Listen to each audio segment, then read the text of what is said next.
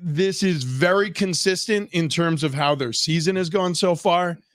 But I got to admit, I'm a little disappointed. I thought that especially finishing with 5 games at home, it's favorable how the schedule matched up. Now, don't get me wrong, these aren't cakewalks.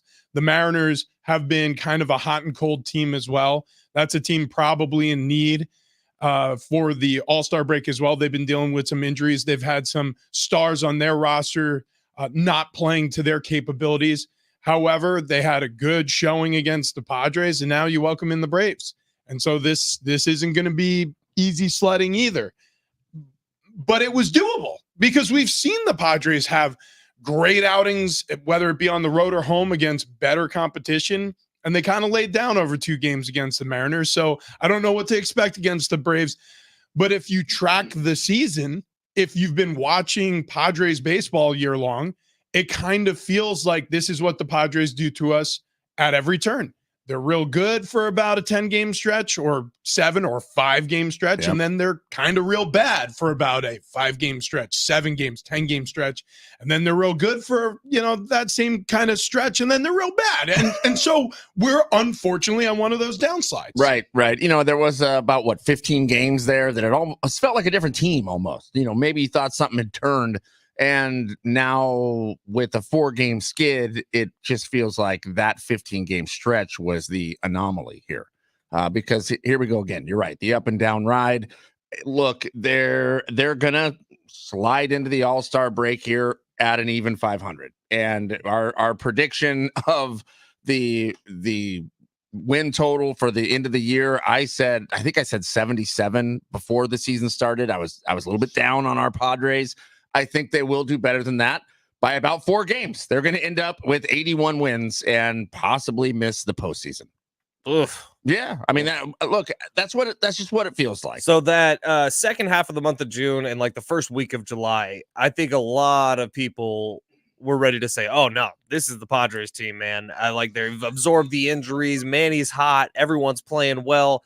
Then I tried to caution people, especially J-Riff was losing his mind, right? He was like, this is a new Padres team. They're going to coast into the postseason. I was like, dude, they've done this all year long. Can we please just take a step back? Because before you know it, they'll drop 5 in a row. So, Rich, you were just saying, this is kind of how they are. Well, I'm expecting they're probably going to lose game 1 to the Braves and then win the next 2.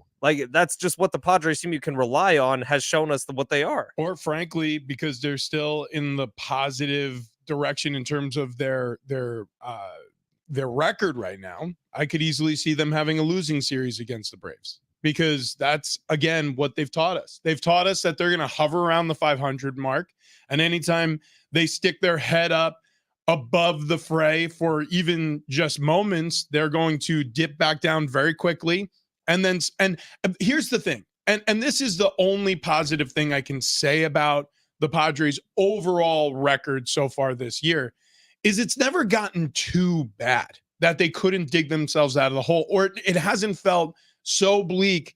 At times it's felt like it's been heading in that direction, but it has never felt so bleak where you're like, oh, well, I mean, it is what it is. The Padres will be lucky if they get to the postseason. Obviously it's too early to say that anyways, but it hasn't gotten to that point, which I guess is good. But this early in the season, you shouldn't even really be having a conversation like that if you have any type of ball club. And the Padres do. Look, out there on the baseball field, we don't need to go through the list of names, but they have plenty of capable players. They're spending a lot of money on this roster, not nearly as much as last year, but still they're within the top 10 in all of Major League Baseball in terms of payroll. The Padres are no slouches in terms of the type of talent they have.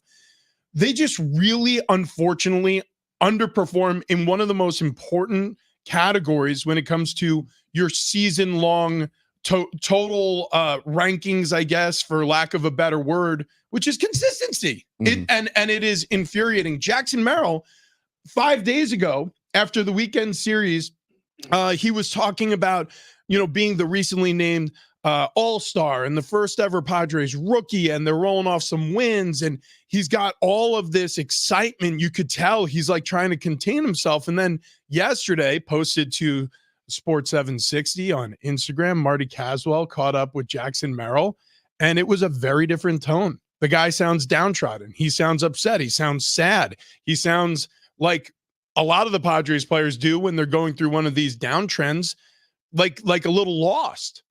It's strange, isn't it? Because Jackson Merrill also talked about how everybody's happy for everybody in the locker room, right? When the 5 guys made it to the postseason. And also in one of Marty's post or pregame interviews from 2 days ago with Manny Machado, he was pissed off. And Marty asked the question by saying, hey, of the 5 guys that made it to the All-Star game, does that come with a certain level of expectations for the rest of the season? And about halfway through the answer, it looked like it registered on Manny's face like, oh, she's talking about the 5 other guys that made the All-Star game because I didn't make it this year. That's right. I hate the word expectations. The word expectations is stupid. And then it just went on a little bit of a rant. And I'm thinking, I don't know if there's any culture issues right now like there have been in years past, but the tone does feel very different in the clubhouse. Now, yes, by the way, yes, there are cultural issues still. And there have been, and it's been for 3 years now, and we all understand what they are. So yesterday's we're not game, allowed to talk about it. Well, we are. I mean, look, Manny Machado is supposed to be this team's leader, and we've talked about it in the past. I mean, would you say that he's done a great job leading the Padres? No, I would not. I mean, look, here's the At times. Here's the reality. If you are Patrick Mahomes, if you are Tom Brady, if you are LeBron James, if you are Michael Jordan, if you are a team a superstar, and you belong to a team, you're supposed to lead that team. Now, don't get me wrong. Some of the guys that I mentioned there, outside of really Patrick Mahomes, because it's been almost perfect since he was signed to the Chiefs, some of those guys have had moments throughout the course of their career where it's ebbed a little bit, but they've always found a way. You know, LeBron James has found a way to win championships on 3 different teams. Michael Jordan won 6. Every time he was in a finals, he won. He found a way to work with a variety of different cast of characters. Kobe Bryant, for as difficult as he was, at times, that partnership with Shaq netted the Lakers some championships. That partnership with Pau Gasol netted the Lakers some championships. Superstars find a way to win with the team that they're leading. Manny Machado has yet to do that for the San Diego Padres. So if we want to talk about the culture, Manny Machado's the superstar, and the lean is on him, and he hasn't gotten it done yet. Now, I don't put all the responsibility. There's another 8 players in the starting 9. Correct. But for the love of God, when is the accountability going to land at the doorstep of the player who was supposed to change the culture here in San Diego? Right. And where it gets frustrating is seems to be so much tied to whatever attitude Manny has for the day is how the team is going to play. So, and there was so much connection there that it just sucks to almost be imprisoned over whatever Manny's attitude is for the day. So if he's pissed off, the team sucks. So if the team's happy, the team goes out and wins. And that is actually, you are the leader. You are the head of the team there. So if you are the head, whatever your attitude is going to trickle downhill. You got to keep it positive, man. I mean, I understand being pissed off because you want to go win. In fact, I like that. Go do that. Go do more of that. But if you're just angry because you're mad at the world or mad at the word expectations or mad because you didn't make the All-Star break or All-Star team, I mean, come on, let's rock and roll. He didn't play good enough to make the All-Star team. Right. It's pretty simple. That's it. And I do think Manny understands that, and he would probably agree with that, the sentiment from the fans and the people that vote. But I think what just ticks me off, and we got a text yesterday between noon and 3, J-Riff and I did, because we were having a very similar conversation about Manny Machado and the fact that it does feel like Peter Seidler handpicked him with that contract extension and said, look, dude, you are the San Diego Padres. You are the leader of this team. This team goes as you go. And by the way, the numbers show that. When Manny Machado is playing good baseball, the Padres are generally winning baseball games. And yesterday we got a text that said, well, Manny's not a captain. He's just one of the leaders on this team. And I said, pause. Manny is the captain. And the fact that there's not a clear cut, Manny is the captain, and it's sometimes he's really good at being a leader and sometimes he's really bad. That's the biggest issue with the San Diego Padres. Let me lend some perspective. When I was playing with the Patriots, none of us had to worry about Tom Brady. We just didn't. He was our superstar quarterback. He was Mr. Consistency. We didn't have to worry whether or not he was ready to play, what mood he was in. We didn't have to worry about him being late for a plane ride. We didn't have to worry about him practicing his own way. He was a teammate. Mm-hmm. He was a culture setter. He was the reason for a lot of the great consistency that the Patriots had over the course of their 2-decade run of being one of the most dominant teams, not just in the NFL, but in all of sports. It was because we could rely on our superstar to perform and act like a leader. Is that the same case in the Padres clubhouse? And the answer is obviously no. Mm-hmm. That's what the Padres are missing is again, it's a much longer season. I understand the comparison to the NFL isn't perfect. I understand that basketball, mentioning LeBron James, it's a different sport. It's a different set of circumstances, but it's still a team sport. Leadership, it doesn't matter whether you're talking about military or government or, a corporate or sports in any sport. Leadership kind of looks the same. It's accountability that trickles down to everywhere else. Let's give a baseball example then, because let's use the San Francisco Giants. Barry Bonds, one of the greatest baseball players to ever play the game. Never won a World Series. And he was the unquestioned leader of that team. Barry Bonds had a lot of issues and was considered not to be a great teammate. Barry Bonds retires. Buster Posey shows up. He is the leader of that team. Nobody had to worry about Buster Posey for 1 second. They win 3 World Series in 5 years. Buster Posey was a star. I'll give you a superstar who wasn't the best player on his roster. I mean, if you look at average, if you look at his defensive stats, my goodness. But the captain, Derek Jeter with the New York Yankees. Right. I mean, he was never the best hitter on that lineup. No. But guess what? He was a superstar and he was a great leader. Look, you need to have not just a glue guy, not just like a guy who's great, who's a great hang. You need a guy who's talented and he is the spokesperson for the clubhouse. And you also need him to be a great example for everybody in the organization, not even just the players. Also, as new faces start to appear in the front office, or maybe they make a managerial switch, you need to be the rock. You need to be the consistency. And so far for the Padres, they have not had that, even though they've had this superstar under contract for close to a decade now. So taking some of the blame off Manny here. If Manny is not that guy, even though he was supposed to be, even though it looked like Peter Seidler wanted him to be, should somebody else just be stepping up into this role? I mean, if the position's vacant, how come nobody's putting in their application saying, hey, you know what? I'm going to be the leader right now. I'm going to step up and lead this thing. TD, I'm glad you asked that question because look, in a professional circumstance where, the highest paid players with the biggest egos are treated differently than some of the underlings on the roster. A Jurickson Profar, he can't rise above a Manny Machado in this circumstance. I get that. And a Jackson Merrill is too young to do so. And a Fernando Tatis Jr., even in moments where it appeared like he was trying to challenge the old bull, the young calf was kind of snuffed out. Well, they literally had a screaming match in the dugout 2 years ago. Like national news, like not just sports news, like Fox News and CNN had pictures of Manny Machado and Fernando Tatis Jr. screaming at each other on the front of TV broadcasts. Yeah. Listen, look, the Padres right now, I said it to start the week and I'll say it again. No team in baseball needs to all-star break more than the San Diego Padres. Funny you should say that. We got a text from the 913. This is the Katy Perry team. They're hot and they're cold. They're yes and they're no. They're in and they're out. They're up and they're down. Yeah. Okay. By the way, we're back. Yeah, we're back. Transmitter. Yeah. We're good. So thank you to all the listeners who tuned in today on the terrestrial AM 760 amplitude modulated from your car stereo, home stereo. What's the difference between AM and FM? AM is all power, amplitude. FM is frequency. Yeah, thank you for that. So that's and we understand that. Me and frequency. Fletch, it's all line of sight. FM's line of sight. We have been in radio for a long time, and we understand that too. We just wanted you to explain it. Also coming up on the show, a pair of tickets to a day to remember at Gallagher Square, July 19th show.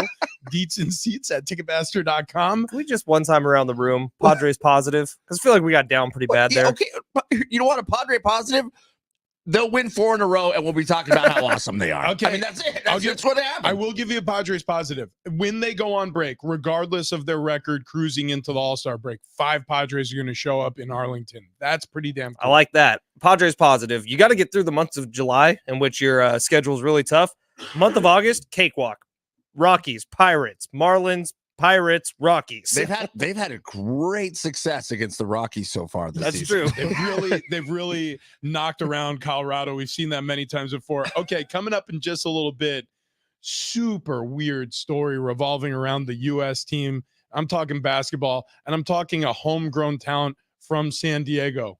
But first, Oh, Lordy, you better buckle up, Buttercup, because it's time to take a happy Fletch. What do you got for us? Well, I'm going to start off by actually letting TD bring us in. So we got tennis going on the screen right now. Oh, God. And if you wouldn't mind giving us a quick live update on what's going on in the first semifinals on the women's side of Wimbledon. Oh, yeah. Unranked, unseeded Vekic from Croatia is up 1-0 in sets right now against number 7 in the world. She's an Italian. She's a stallion. She's Paolini. Woo! First name Jasmine, actually. Jasmine. Yes. Love the smell of jasmine. That sounds like like I'm going to get arrested. yeah, it sounds like you're a sexual predator. Yeah. But I don't know. I think that's what happened. They're all knotted up. Love right now in There's the one thing I second know set. about the Italian. She smells good. Yeah, she smells like sausage. Thank you, TD, our official Wimbledon correspondent. Padres did drop their 4th straight game. They got swept by the Mariners. Final score yesterday, 2-0. There was defensive errors from Luisa Rise. Padres got thrown out at home from Julio Rodriguez out in center field. It was just a rough day for the Pods. Michael King actually pitched very well. They will start a 3-game home series against the Braves on Friday. If you want to get on down to the Naughty Barrel on Friday afternoon to pregame, the smoker will be smoking. News came down yesterday that Kawhi Leonard is not going to compete for Team USA in the Olympics this year. Derek White from the Celtics is going to be his replacement. Lots of people confused why Jaylen Brown never got a call to join Team USA, and 2 other Celtics did before him. So that is a great segue into what we should talk about next, which is this bizarre story with Team USA and the exit of Kawhi Leonard from the Paris Olympics. Now, Team USA, they had plenty of miscues and mistakes during their dress rehearsal, we'll call it, against Team Canada, but it was a comfortable victory. They bested them 86-72 in front of a record-setting crowd of 20,756 people at T-Mobile Arena. It was without Kawhi Leonard. And so apparently Kawhi Leonard had some good practices with Team USA per the statement they released yesterday. He also had a press conference on Tuesday or maybe Monday where he was talking about how much fun he was having and how it's great to be out there with all the guys playing basketball again. And then all of a sudden we get the breaking news during our show yesterday that he's leaving Vegas, that it is a decision between Kawhi Leonard and the Clippers, and he will not be participating in the Paris Olympics. And then later in the day, Grant Hill, who's the executive director for Team USA, started doing the rounds from a media standpoint and was interviewed and asked about Kawhi Leonard's departure. And it was kind of bizarre. Like all of a sudden, all of the responsibility was back on Team USA. He basically said, I don't want to get into the particulars, but we sent him home. Like it was, I don't really understand who's responsible for Kawhi Leonard's departure now. Was it Kawhi? Was it Team USA? Was it the Clipper? Like, why is he not going to Paris? Is there something weird you think that's going to come out from against Kawhi? Is there something bad looming? I mean, this just seems so bizarre. Here's the quote. So we just felt that we had to pivot. Listen to these words. We just felt that we had to pivot. And not getting into particulars in terms of what went into the decision, but we just felt it was in our best interest, but also in the Clippers and Kawhi's best interest to move into a different direction. Let's see. He went on to say, we tried. I think we all tried, and we gave it a valiant effort. And unfortunately, we had to move forward. What? I don't like what happened? Right. What are we missing? Right. And unless TD is right and something bigger does come out, I doubt we'll ever know. Right? Like with all the confusion that has happened over the last couple of days, unless like Kawhi gets in front of a microphone and does one of his weird laughs and does a press conference and tells you exactly what happened, I don't think we'll ever know. And that's not very Kawhi-like. He doesn't like to get in front of a microphone. especially when it's about serious stuff. Well, what's weird about it is he had some right knee inflammation, but it hasn't really been brought up as the lead excuse. Like, No, and he'd been rehabbing his knee for the 2 months prior to starting practice with Team USA, but he had a knee injury like all year, and so he's kind of been rehabbing the knee all year. Hill went on to say, I think he wanted to be here like all these guys want to be here, and we don't take that lightly at all. It speaks to the program and the opportunity. And so personally speaking, I know what it's like to want to do something and your body's just not right. And I've lived that personally, and I applaud him for coming here. So, okay, so check this out. It's either something, it's one or the other. It's either something occurred and they're using the knee or and his body or an injury status. Look, he missed the final 3 games for the Clippers. We know that it was an important time for the Clippers and he couldn't be there participating with the team. And so their season, it ended, without much bluster. Kawhi Leonard, it's been quiet since then, but then he shows up in Vegas and you're thinking, okay, wow, that's another superstar on a very loaded roster. But man, it either means that this knee injury is more serious than we were led on to believe during the playoffs, or something went down. I want to lean in the direction, to give everybody appropriate grace that it's probably an injury. I don't want to overly speculate here, but the way it's been kind of spoken about and, the cards being held so close to the chest, it just leads to speculation. Yeah, no, it definitely does. Definitely does. And it probably is a knee issue. And I'm going to guess that the Clippers probably came down and said something to the effect of, hey, just a heads up, remember line B, page 242 of your contract. If you blow that knee out in this extracurricular activity, we ain't paying you.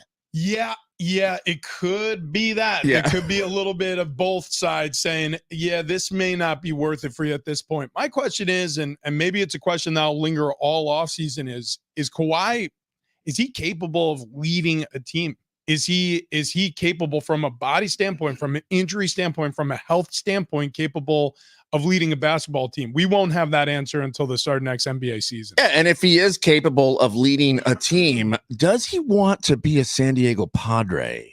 Because we are in search of a leader. Yes, that would not be bad. Although we don't need somebody to miss 30% of the season. What? Managing his load. That's generous. Yeah, that's like 70% of the season. We're gonna move on to the NFL coming up next. Fit in right now is all I'm saying. There's a star wideout talking about his brand new quarterback. He had some interesting things to say. We'll play that for you coming up next.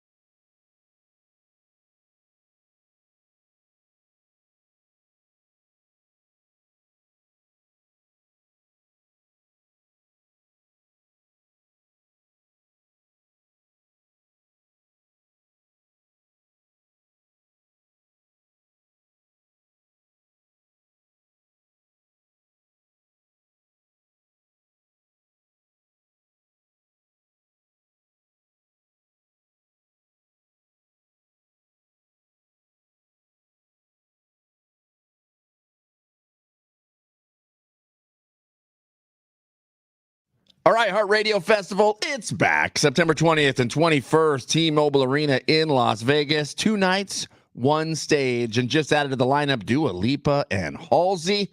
Now's your chance to buy tickets at AXS.com. Get your tickets now before they sell out.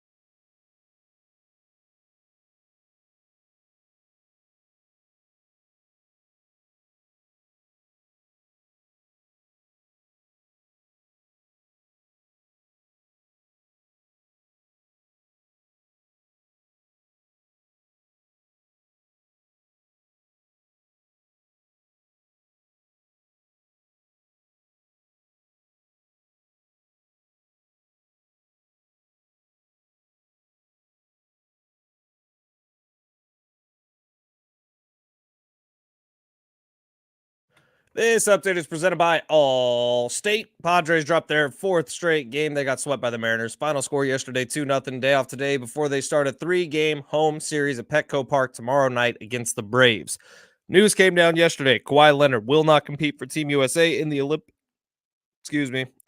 this year. Derek White from the Celtics is his replacement. John and Jim at the Mountain West Media Days again today. Sean Lewis and his beautiful beard scheduled to be on the show this afternoon. Some people just know the best rate for you is rate based on you with Allstate, not one based on anyone else. So if you drive safely, you can save money. Good to know. Visit allstate.com or call for a quote today.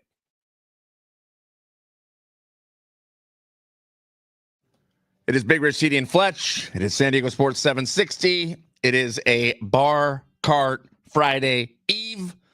Tomorrow we are going to be doing a little wine tasting, a little travel through wine country of sunny Southern California. It's going to be delicious. I'm kind of bummed I have to take it easy tomorrow. You are not going to take it No, easy. I have to drive down to the Naughty Barrel and do a broadcast from noon to 3. That's fine. You're going to show up at the Naughty Barrel wine drunk. I have to drive to the Naughty Barrel. You will get an Uber to the Naughty Barrel wine drunk. And I mean, blasted, man. I'm just kidding. Yeah, we're at work. bringing in That's the funnel. insane. We have several funnels. And that's how we're drinking wine tomorrow. Yeah, we talked about this on the show a little bit on Tuesday. John Fink brought up the story on Four Corners about how that couple got removed from a restaurant for a new way of drinking margaritas. And so we figured, hey, you know what? It's wine time on Friday. might have to. By the way, I've slept on it. Post the video. Yeah, you think? Really? I slept on it. Oh, God. I'm down. Oh, I'm nervous. Well, maybe. Okay, TD's worried. Now I'm worried. Well, maybe. I was nervous last night when I thought So it was was going I. to happen. But I slept on it. It's not like you showed anything. No. You know what? Maybe I'll show it to. So our program director Taylor Jukes, or I should say, our program director on 101.5 KGB, because we do the afternoon drive show on the Classic Rock Station. Maybe I'll show it to her later on today. That's a good and call. I'll see what she thinks Yeah, about it. if she gives a thumbs up. Because also, like, when you send somebody a video that you create, and by the way, if you know about the margarita couple and you understand the context of this conversation, the margarita couple got removed from a restaurant because they were pouring margaritas into the exit catch my drift. Right, with a funnel. With the funnel. Which clearly they were ready to do that because they walked into the restaurant doing it, but they weren't just removed. Literally, they were arrested. I read a headline, I think it was in the New York Post, that says couple thrown out of restaurant and arrested for butt stunt. Like, that's the way they editorialized it. Butt stunt. Now I have literally a 20-inch funnel for any large asses. So we are ready to party on a Bar Cart Friday, brought to you by Keg and Bottle. 10 locations all throughout San Diego County. So when somebody talks about you, right, whether it's your mom or your wife or your dad or your coworkers or your friends, you want them to say glowing things about you, I would argue, right? Right. Some people probably care more or maybe care less about what people think of them, but overall, you would probably want people to say nice things about you when you're not around, right? So Justin Jefferson, he is the star wide receiver for the Minnesota Vikings, just signed a giant contract. He's the highest paid receiver in all of football right now.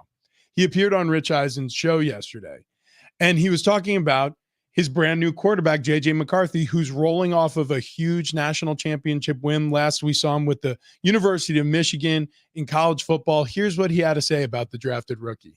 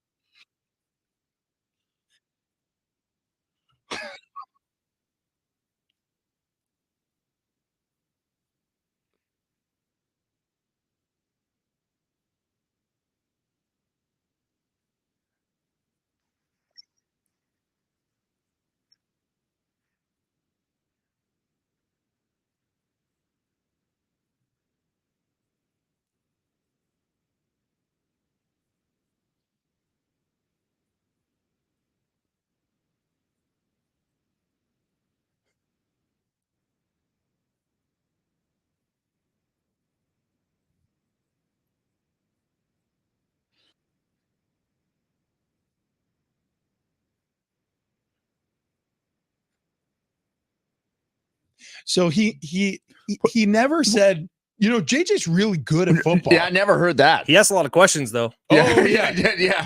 Right. So what was interesting is Justin Jefferson was asked, what do you think of JJ McCarthy? And not once did he talk about his ability on the football field. That's correct. All he said was, the team, I know what they're trying to do. They want him to be a good quarterback. So they moved his locker next to my locker so that I could help maybe with this whole maturation process. And JJ likes to ask a lot of questions. And I know he wants to learn how to be a problem in this league.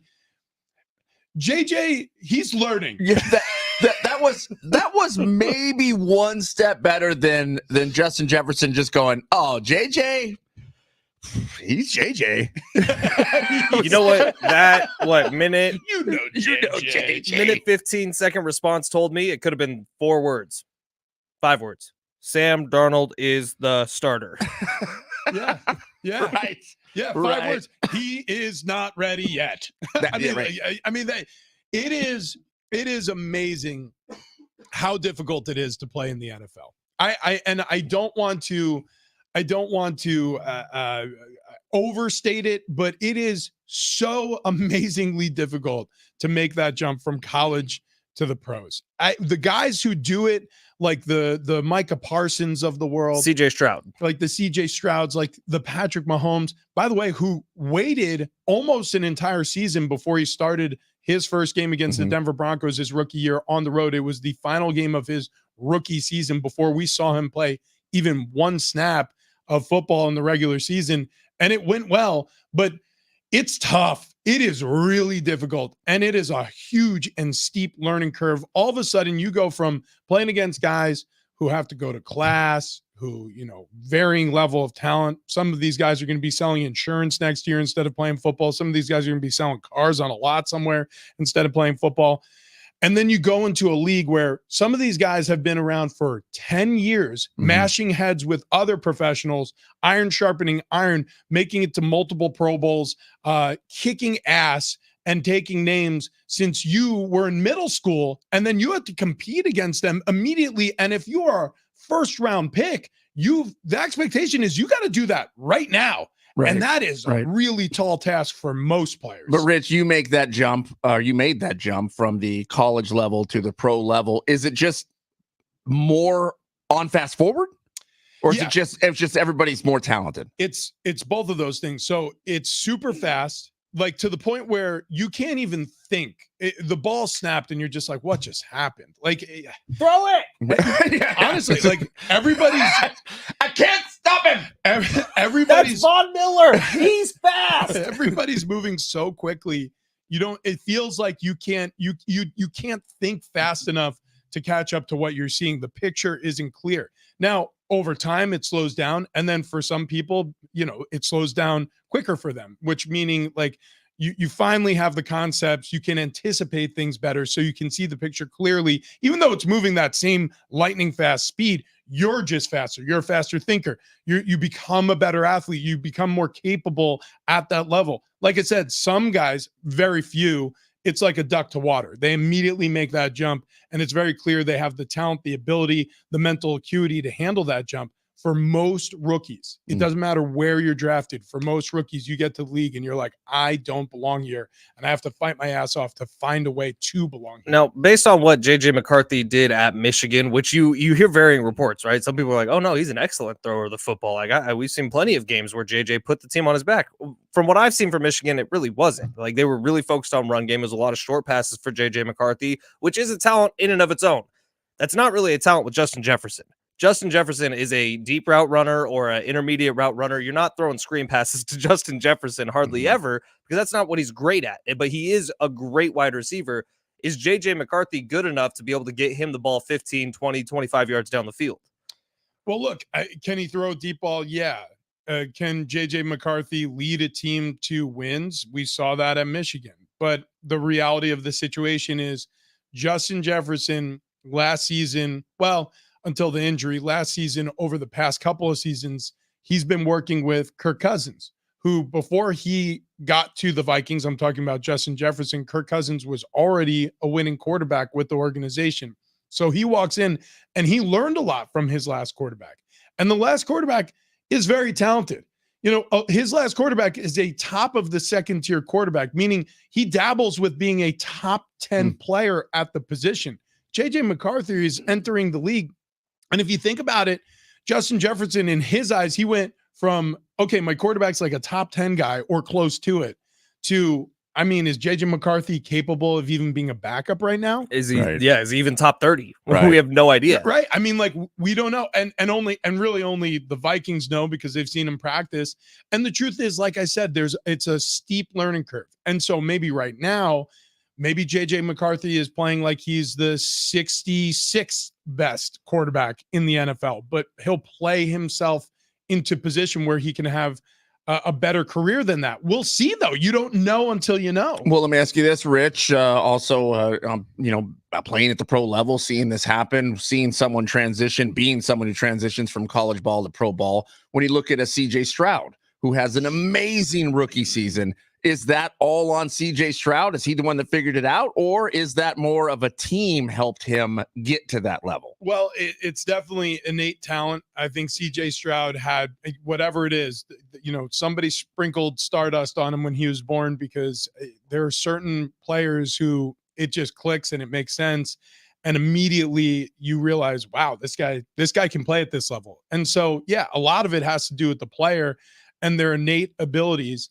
Also coaching, having a great staff around you, people who understand your limitations and the places to steer you towards. Also, sometimes it's options. Like the Houston Texans were optionless. They were going to start C.J. Stroud. I think the fact that the Vikings do have a security blanket in Sam Darnold, who they signed to whatever was a $10 million contract this offseason to be their presumed starter, unless they drafted a rookie and he was really excellent. Well, that makes it so you do have a plan B if J.J. McCarthy isn't performing. And by the way, J.J. McCarthy knows that too. He knows that, look, the pressure's on. I'm a first-round draft pick, But I know that I have a little time because they bought me a little time by signing Sam Darnold prior to my drafting here in Minnesota. So there's a whole galaxy of events that take place that can lead to having success as a rookie.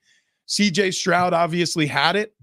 We'll see what the deal is with JJ McCarthy, but so far, just based on what we heard from Justin Jefferson, it doesn't sound like it's going all that well. Let's answer this question on 3. Yes or no? Is JJ McCarthy week 1 starter? 1, 2, 3. No. Okay. Next question from the 615 on the text line. This conversation begs the question: is Justin Jefferson still the first wide receiver coming off the board in fantasy drafts? I think that's an excellent question, 615. And honestly, if no, he's not. Because we don't know what the quarterback situation is. We don't know if Sam Darnold is actually the best thrower of the football the 49ers had seen since Joe Montana. We don't know what Sam Darnold looks like in the Minnesota Vikings offense. And B, like, Justin Jefferson had a pretty serious injury last year. Like, we'll see how he is returning from that. We'll see if he's at 100% health. Think about the options that you have around the NFL right now at the wide receiver position who put up fantasy freaking points. Tyreek Hill would probably be my first off the board this year. Well, listen, I think that would be an excellent choice. I think, from a receiver standpoint, Stephon Diggs working with CJ Stroud, Jamar Chase in Cincinnati. As long as Burrow stays healthy. Burrow's there. Yeah, I mean, that's going to be a hit. I agree, though. Justin Jefferson, even though he's the highest paid player right now at his position, may struggle a little bit because it's either going to be Sam Darnold or a rookie throwing the football to him. And look, JJ McCarthy, he's done a lot of things well. He's a gritty, tough-minded player, but he had a tough time sometimes moving through his progressions. He would get caught on his first read at Michigan a lot of times. That's the reason why they leaned on the run game, because they didn't have a guy. I shouldn't say that. Jim Harbaugh wanted to run the football, so they weren't ever going to lean on JJ McCarthy to be the guy. But Justin Jefferson, to your point, he runs deep routes. And JJ McCarthy is kind of like one of those long wind-up guys when he's throwing the football downfield. We'll see.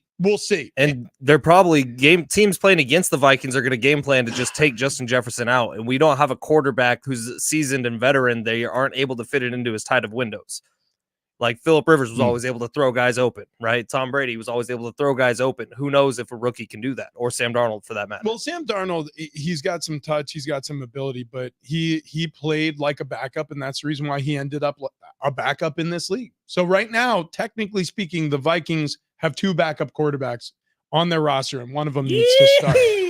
All right, let's ride, Vikes. Coming up next.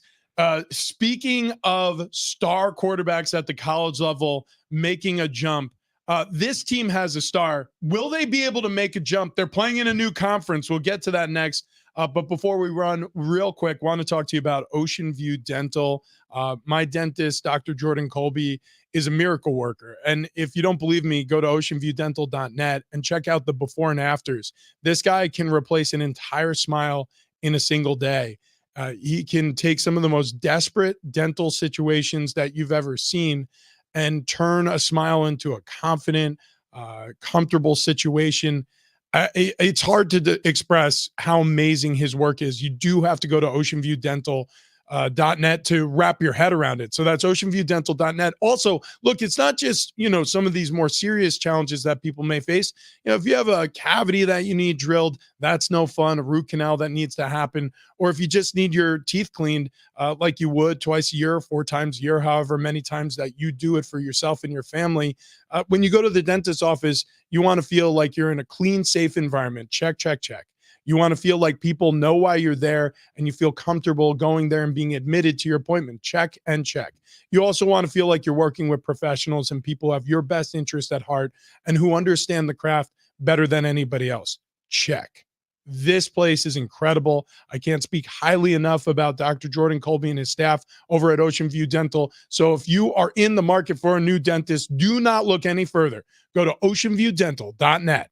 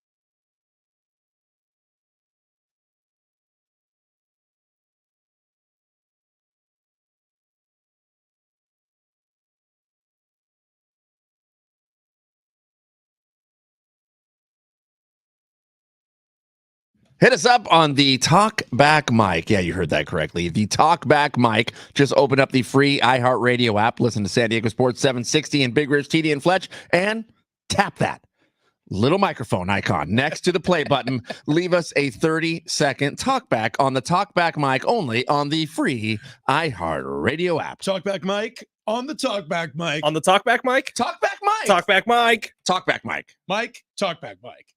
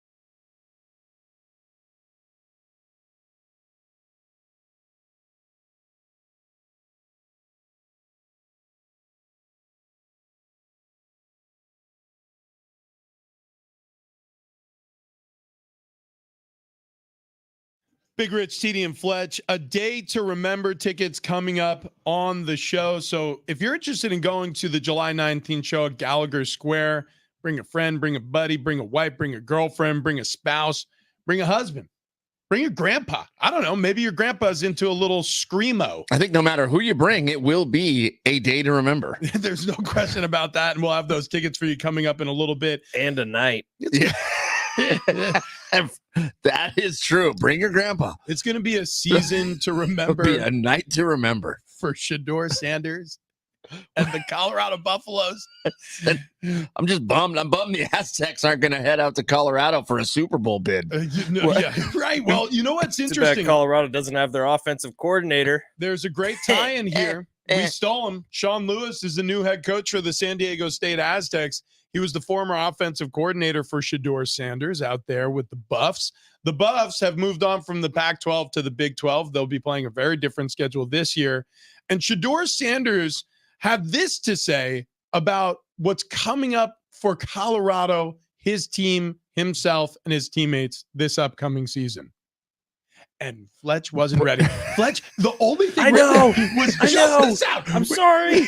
Wait, could you pretend to be Shedeur Sanders? Could you say it in his voice? Oh, I'm on the wrong day. We're supposed to be talking about this couple in a Mexican restaurant.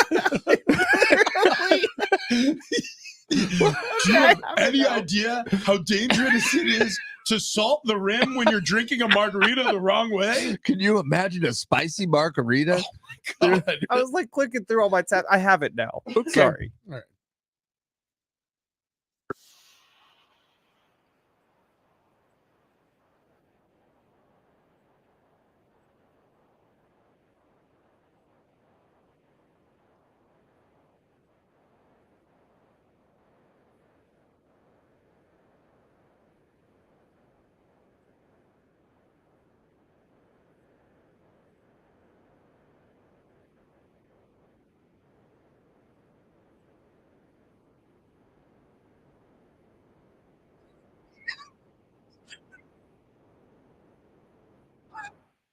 level-headed, grounded, never wants to be that guy. Look, I know where everybody's Super Bowl.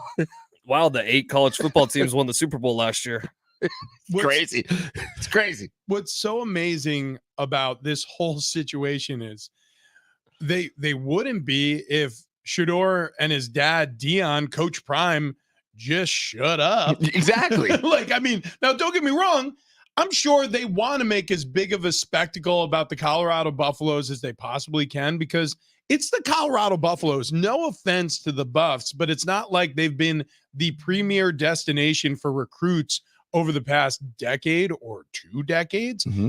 In the Pac-12, they were an also-ran. They were a forgettable face in the crowd of teams that USC and Stanford and Oregon have been pummeling in recent years. So for the Colorado Buffaloes to have any sort of national relevance is amazing in its own right. For them to have an incredible quarterback like Shador Sanders absolutely is amazing in its own right. And for them to have Deion Sanders as their head coach is amazing in its own right. However, the only reason why anybody would look at the Colorado Buffaloes as an important game on their schedule is because of how much trash they talk. That is correct. That is correct. Now, all the spotlight that Deion brought to the organization last season, I thought was fun. I thought it was cool. I thought it was smart. But because they could not back that up, if you try to continue that, it becomes a joke. So, yeah, you're everybody's Super Bowl because they want to bury you right now. I think they're also going to get their asses kicked in the Big 12. Like pretty consistently. Now, Deion Sanders apparently is meeting with the Raiders either today or met with the Raiders yesterday, and it sounds like he wants Shador to get drafted to the Raiders. How is this not breaking any rules? Well, I don't know. Okay, hang on. Could he be a Laker? They would do it. They take him. The Raiders coaches are allowed to talk to college football coaches, you know, and by the way, coaches oftentimes do this. They get on the phone with teams, head coaches who have talented players, and they get the scouting report. Basically, they say, hey, you know, we are looking at Shador. Tell us about his talent. Now, it just so happens that the head coach of the Buffalo program talking about his quarterbacks, also talking about his son. So there's biases there. But that's common practice. You know, this isn't considered tampering because they don't work in the same league. So any team can reach out to Shador, or could reach out to Deion about his son. And you know he's going to give a glowing scouting report. There's no question about it. Okay, speaking of scouting report, we got to break down our next division in the NFL, and we will. Coming up next, we'll take the deep dive into the AFC West as our season preview continues here on Big Rich, TD, and Fletch. Before we run, though, to give you a preseason preview to last football season. Rich was fat. Oh, yeah. In terms of myself, I was a husky fella. Out of shape. Slow. That's my scouting report. You were almost at playing weight. Well, yeah, that's the point. Yeah, that's actually a good point. Yeah, like many Septembers, I was clocking in at north of 300 pounds. Unfortunately, I was no longer playing in the NFL. I was hosting a radio show. So we were getting into the danger zone in terms of the waistline and the belly and the midsection in general. And I wanted to do something about it. So we reached out to sdfatloss.com. We did it as a show. I benefited greatly, lost over 35 pounds. TD lost over 30. Fletch, he's down nearing 50 pounds now. And it happened fast. We all lost a tremendous amount of weight, 60 plus pounds in the first Cornholio 20 days of this program. And we've kept it off because not only do they have a weight loss phase, they have a weight maintenance phase, which is so important. And a lot of fad diets, the ones that, you know, pop up and you're like, hey, you should only eat this, or hey, don't eat any of that. Like all that works for, I don't know, about a month, and then you gain all the weight back. With sdfatloss.com, it's quick weight loss, but it's sustained weight loss. And with their great weight loss team, Wayne and Chloe, they guide the whole way. So if you want to lose weight the natural way, without any gimmicks, no protein shakes, no weird meal replacements, no exercise, no injections, no funny business, go to sdfatloss.com. And if you sign up today and you mention the show name, Big Rich, TD, and Fletch, you'll save $200 on your subscription. That's sdfatloss.com.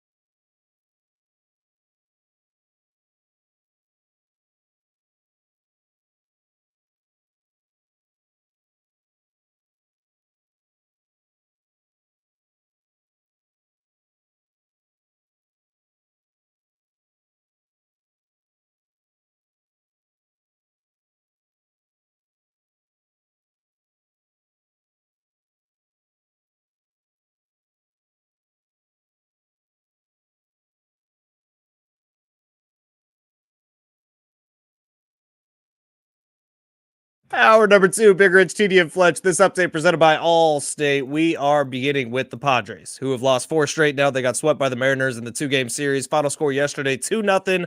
Day off today before they start a 3-game homer at Petco Park against the Braves. News came down yesterday that Kawhi Leonard is not going to compete for Team USA in the Olympics this year. Derek White from the Celtics is his replacement. And John and Jim out in Vegas at the Circa for Mountain West Media Day. Again today, Sean Lewis scheduled to be on the show this afternoon. Some people just know the best rate for you is a rate based on you with Allstate, not one based on anyone else. So if you drive safely, you can save money. Good to know. Visit allstate.com or call for a quote today.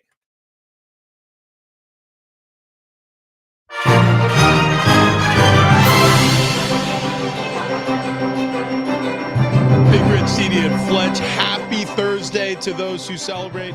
An unfortunate start to our show today. So the terrestrial signal was down for a little bit. We apologize for that. If you're jumping back on with us to check in on the terrestrial side, yeah, we're back. We are so back. So back. We had a little engineering hiccup with the satellite dish. I'm pretty sure we sent somebody out there with a hammer. They hit it a couple of times, and they're like, oh, yeah, it turns out there was just a raccoon in the spoiler.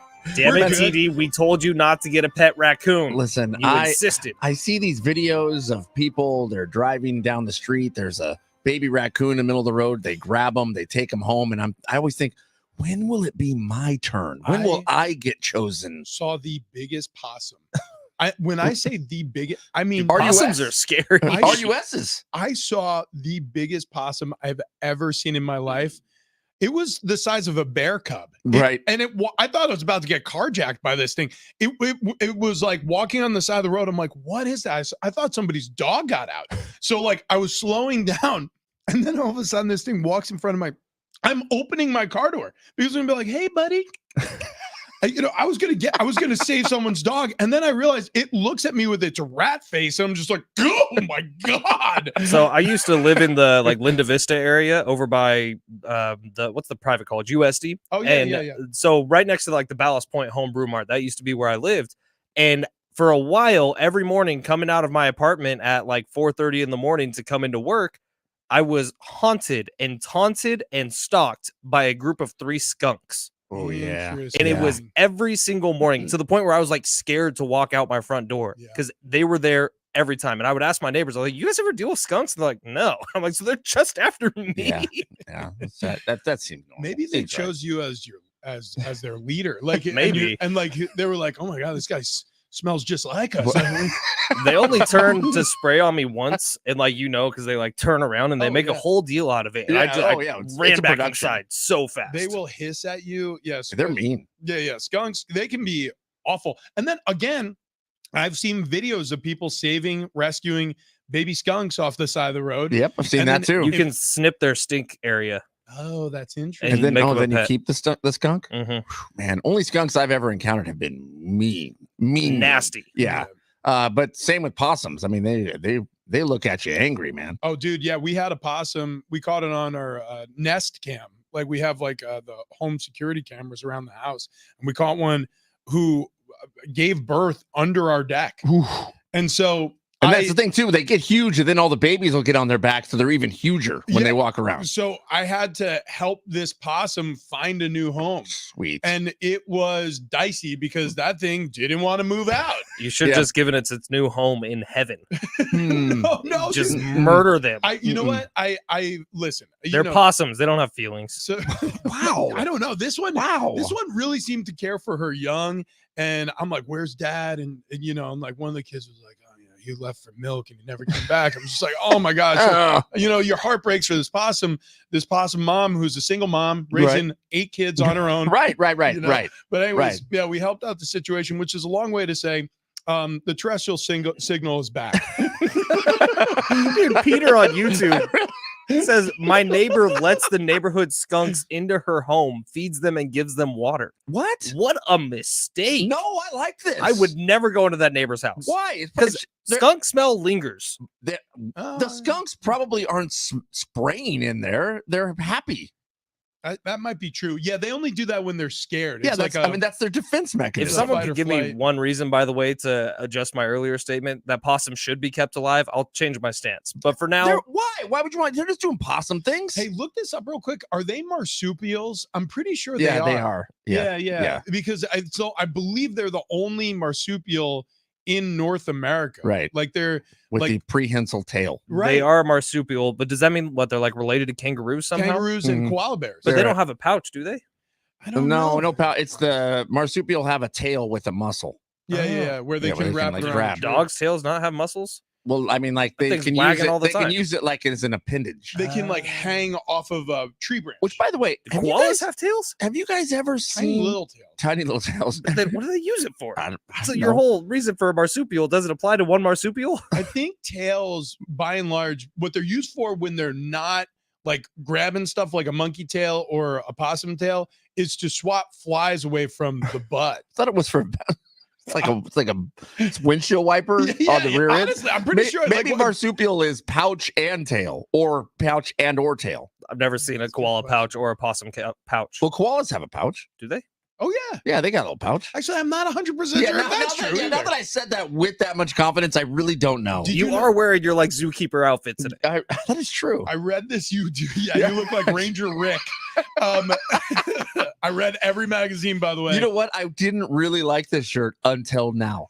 Now, now I'm going to take everyone on safari. that's right. I'm going to go apply for a job at a national park somewhere. So the AFC West guys, It's gonna be it's going to be lit AF.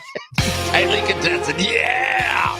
We continue our preseason preview of the NFL. Yeah, we know it's still just about 55 days away from kickoff, but we don't care. We're breaking it all down here on Big Rich, TD, and Fletch. Potentially the most intelligent point I've ever brought up on this show. Yeah. Why, out of any of the professional teams that we hold dear and near to our heart, is no one named the Kangaroos? Well, yeah. What does kangaroo strike fear into their opponent? Have you seen a kangaroo box? That's true. That is true. Be aware of their legs. That's one of the strongest kicks in the animal kingdom.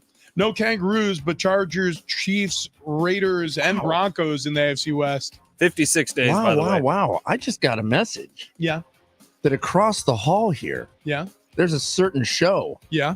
talking a little smack about this show. Want to fight? And that show is called The Show. What are they saying? I don't know. This is all I got. This is all I got. All right, Yeah. I'll go handle Papani. Okay, yeah, you yeah. guys You, stand yeah, tight. you go. Actually- You go find out what's going Should I on. bring a knife? Honestly, I just want you to stare Yeah, like meanly at all four of that's them right. over there. Mean mug them. Maybe do one of those. Point at your eyes and then point at their eyes. Yeah, 105.3. Those guys are jerks. Everybody knows that. Have for a long time. Right. And if they want to challenge us to something athletic in some manner, Yep. Yep. you know what? Even non-athletic, Yeah. we'll do it. So Pottery making. you just get on a wheel. It's just the two of us. It's like the scene from Ghost Yeah. with Demi Moore and Patrick Swayze. And all of a sudden they're like, yeah, we're out. Yeah. We don't want to be a part of this pottery competition anymore. This is getting weird. It's like, no. There's space next to this wheel. We've seen people throw pottery, and it gets weird. It gets super weird. Wow. So yeah, the Chargers, they're rolling off of a 5-win season with a new head coach, Jim Harbaugh, who won a national championship with the Michigan Wolverines. They're going to have a brand new looking offense. I mean, frankly, brand new looking everything. And they drafted a big old offensive lineman, Joe Alt, out of Notre Dame. So, there's going to be a commitment to the run game. The Chiefs, they're defending their back-to-back Super Bowl championships. The Raiders, well, they're a Minshew for a high draft pick, I guess you could say. Don't worry, guys. I flipped them all off. I gave a mean stare. Papani looked like he puckered up a little bit. That's good. Good. That's good. Good. We Good. mean business. And then the Broncos, is it going to be Zach Wilson or Bo Nix leading the way for Sean Payton's offense? And that is the brief overview. But in terms of which team from the bottom of this division, not the Chiefs, has the best chance of competing with the Chiefs this year, which one would you choose? How would you not choose the Chargers? Hmm. How would you not choose the Chargers here? Right? The The Broncos look to be a bit of a mess because they don't really have someone that's a leader or a quarterback, and we have people who are untested out there. Zach Wilson, his track record has been abysmal.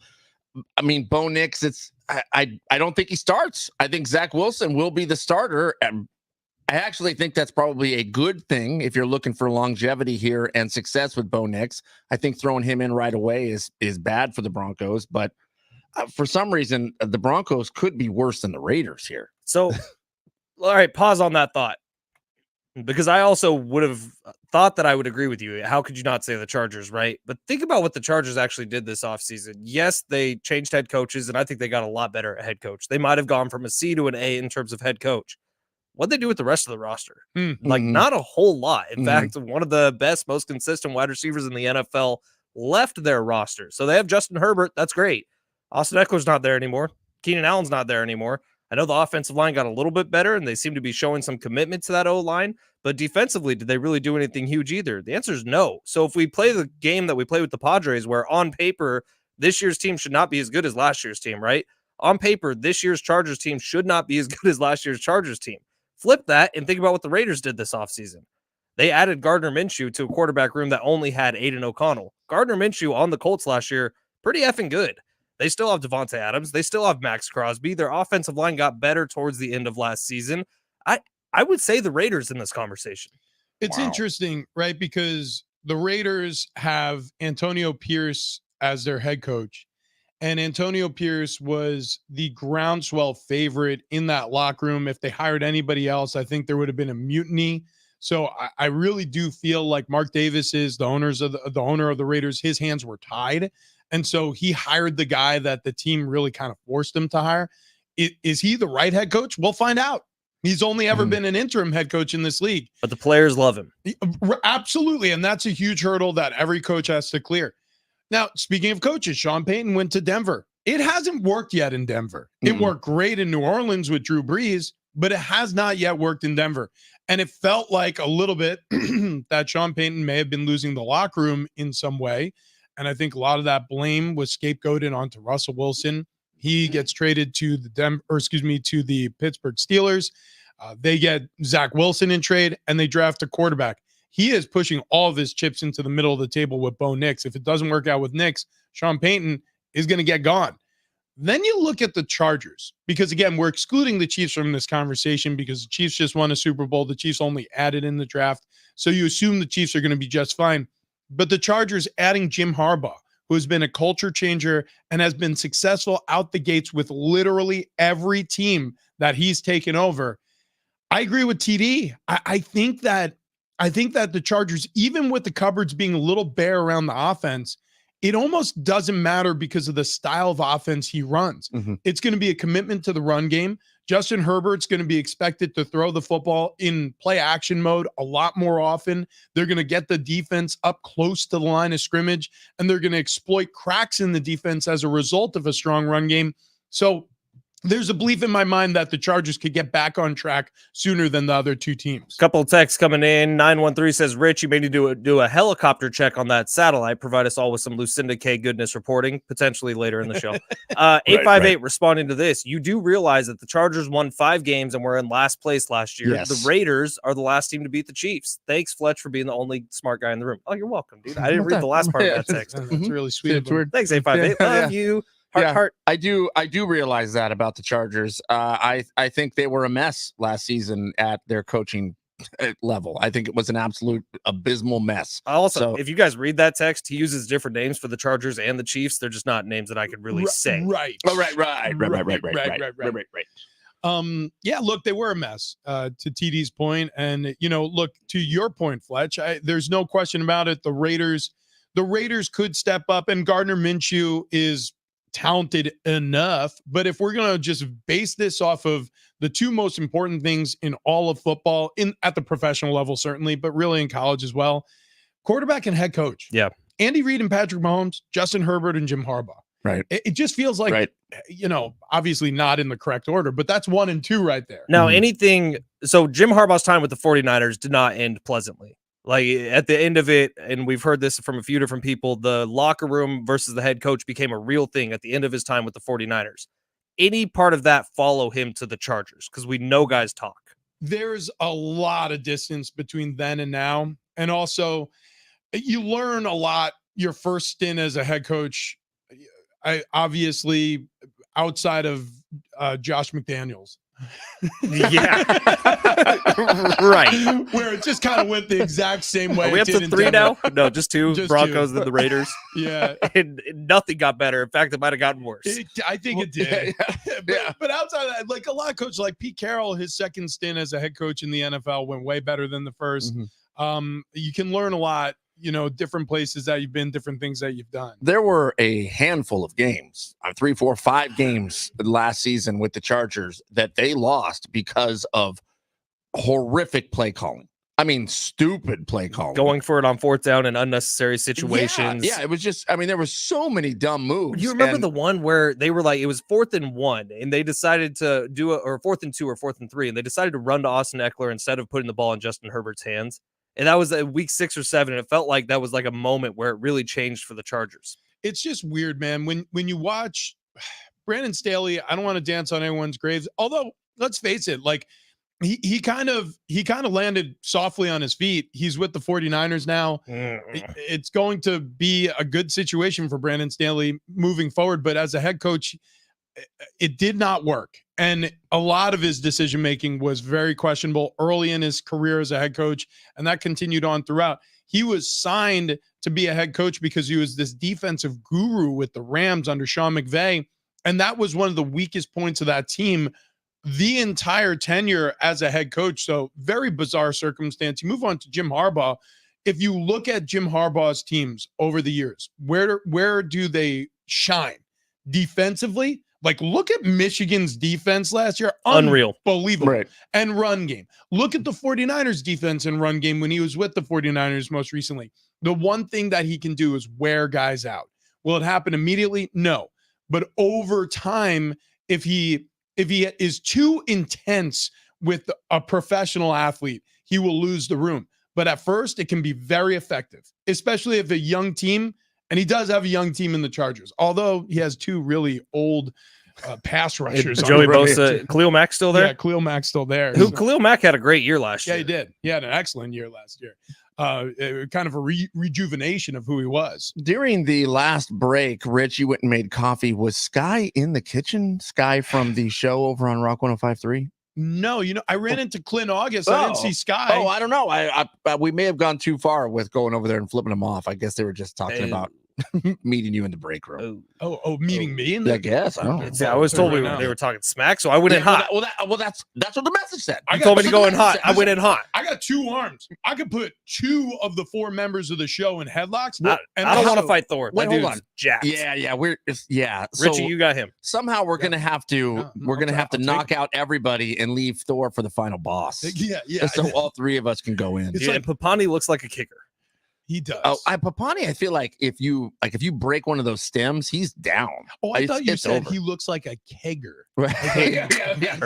But also he's kind of shaped like a keg. Okay, yeah, that makes a lot more sense. But so they got Jamie over there now. He's wiry, he's fast. He's tiny though. He's a little Scott Stapp. Yeah, he is. He looks like the lead singer of Creed. Mhm. And, there's crazy behind those eyes. That's what I'm thinking. Yeah, there's That's no what I'm question. thinking. There's crazy behind those Wait, eyes. so did I go in too hot? Do I feel Wait, bad? how many people do we have to fight over There's there? 5 of them. There's 5. Maybe 6. But do you feel like Emily is the dark horse, though? She's the wild card? Like, she's the one who's really going to get nuts. She backs into parking spots.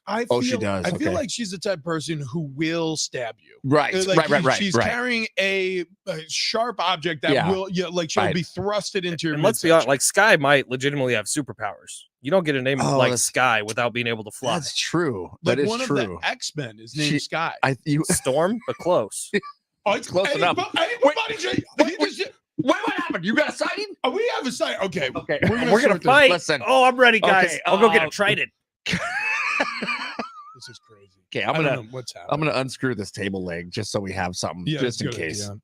Listen, before we get too excited here, I honestly, you know what? After the fight, we may need a dentist. So this is perfect timing to talk about Ocean View Dental. Dr. Jordan Colby may have, I don't know, somewhere upwards of 7 people coming in to have, teeth replaced after this brawl between Rock 105.3 and San Diego Sports 760. We'll see. Yeah. You have a meeting at 11, by the way, so we're gonna have to, get this fight going quick. Yeah. It's gonna be it's gonna be a tussle that's gonna have a time limit. So maybe we'll put a timer on it. But yeah, Ocean View Dental up in Oceanside, another office out in Fallbrook. You'll receive the same great care regardless of which office you go to. I've been singing their praises for months and months and months now, because when I needed their help, they stepped in and they helped me in a big way. It was incredible. I was missing some teeth.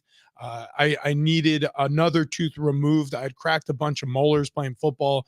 Some of them got cavities. Some of them got infected. I had root canals done. That didn't help.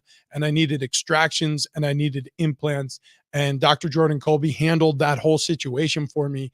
And he handled it like an absolute pro. And he handled it all in one office. I was told by my former dentist I was going to have to go to 3 different places. I was going to have to get images from another place. And it was going to take 18 months. With Dr. Jordan Colby, it only took 3 months, and the care I received was perfect. And by and large, it was pain-free. I've said this many times. I was expecting to miss work as a result of this, because as a broadcaster, you're speaking the entire time. I didn't miss a single day on the radio. Dr. Jordan Colby is an incredible oral surgeon, but also he's an incredible dentist, and his whole staff are great at what they do. So if you're in search of a new dentist, go to oceanviewdental.net. Book your first appointment today. That's oceanviewdental.net.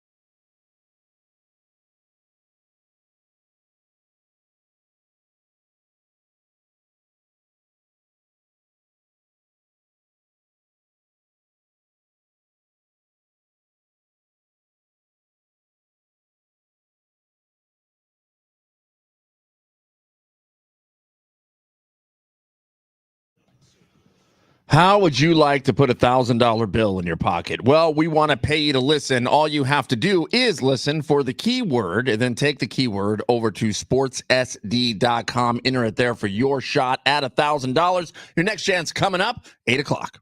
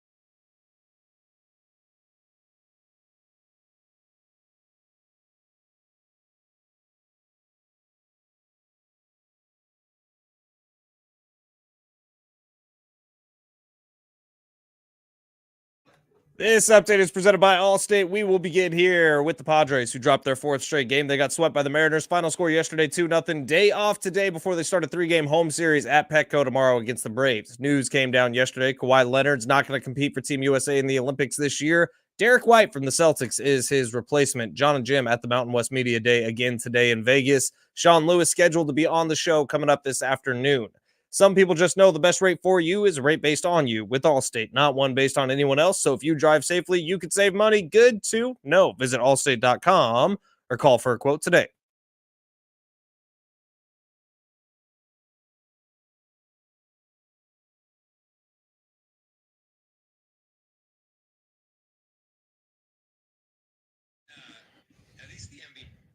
It's Big Rich, TD, and Fletch. We are in the middle of a feud. We're not sure how or why this got started, but Who texted you? We're not even sure what the feud is. Rebecca from American Comedy Company, which of course I said, why are you listening to them? yeah, Rebecca. What? Yeah, come on. You jerk. No, I'm kidding. We all love Rebecca. We just hate her preferences. Yeah. We hate her taste in morning radio. Right. That's all. Yeah, that's fine. And we can agree to disagree. Did There's she no question realize about that it. she literally started a war? I don't know. I don't know. Well, wait, Dude. did she start the war? I don't think she did. They fired the first shot. Rebecca's like Helen of Troy. That's Well, all of a sudden, she is going to be the face that casts 1,000 ships. That's right. Yes, ships. That's right. That's right. Yeah. Well, so I don't know. I don't know what the feud is about. I really don't know how it started, but it's on. I will say this, and this is true. I have now held the fantasy football championship belt for 2 whole years at this True. That's true. point. So now here's the problem with that statement, because I was going to elaborate further, but before I do, let me backtrack. I won the belt, and then I just didn't give it back. So Actually, there's a new way. Thor from Rock 105.3 won the fantasy football, the in-house iHeartRadio fantasy football. He beat me in the championship last year. That's right. And he was supposed to get the belt from me. I never gave him the belt. I still have it at home. So I will tell you, because I run into Eddie Papani quite a bit in the hallways. Yeah. And we're friendly enough, even though I try to muscle him up every time. But there is a growing thought that you don't know where the belt is. See, they keep saying that, and I say, I'm going to send you a picture. I never do. But I know exactly where it is. At first, it was next to my bed. Yeah, literally wearing it right now. It's a giant, like, wrestling fantasy football.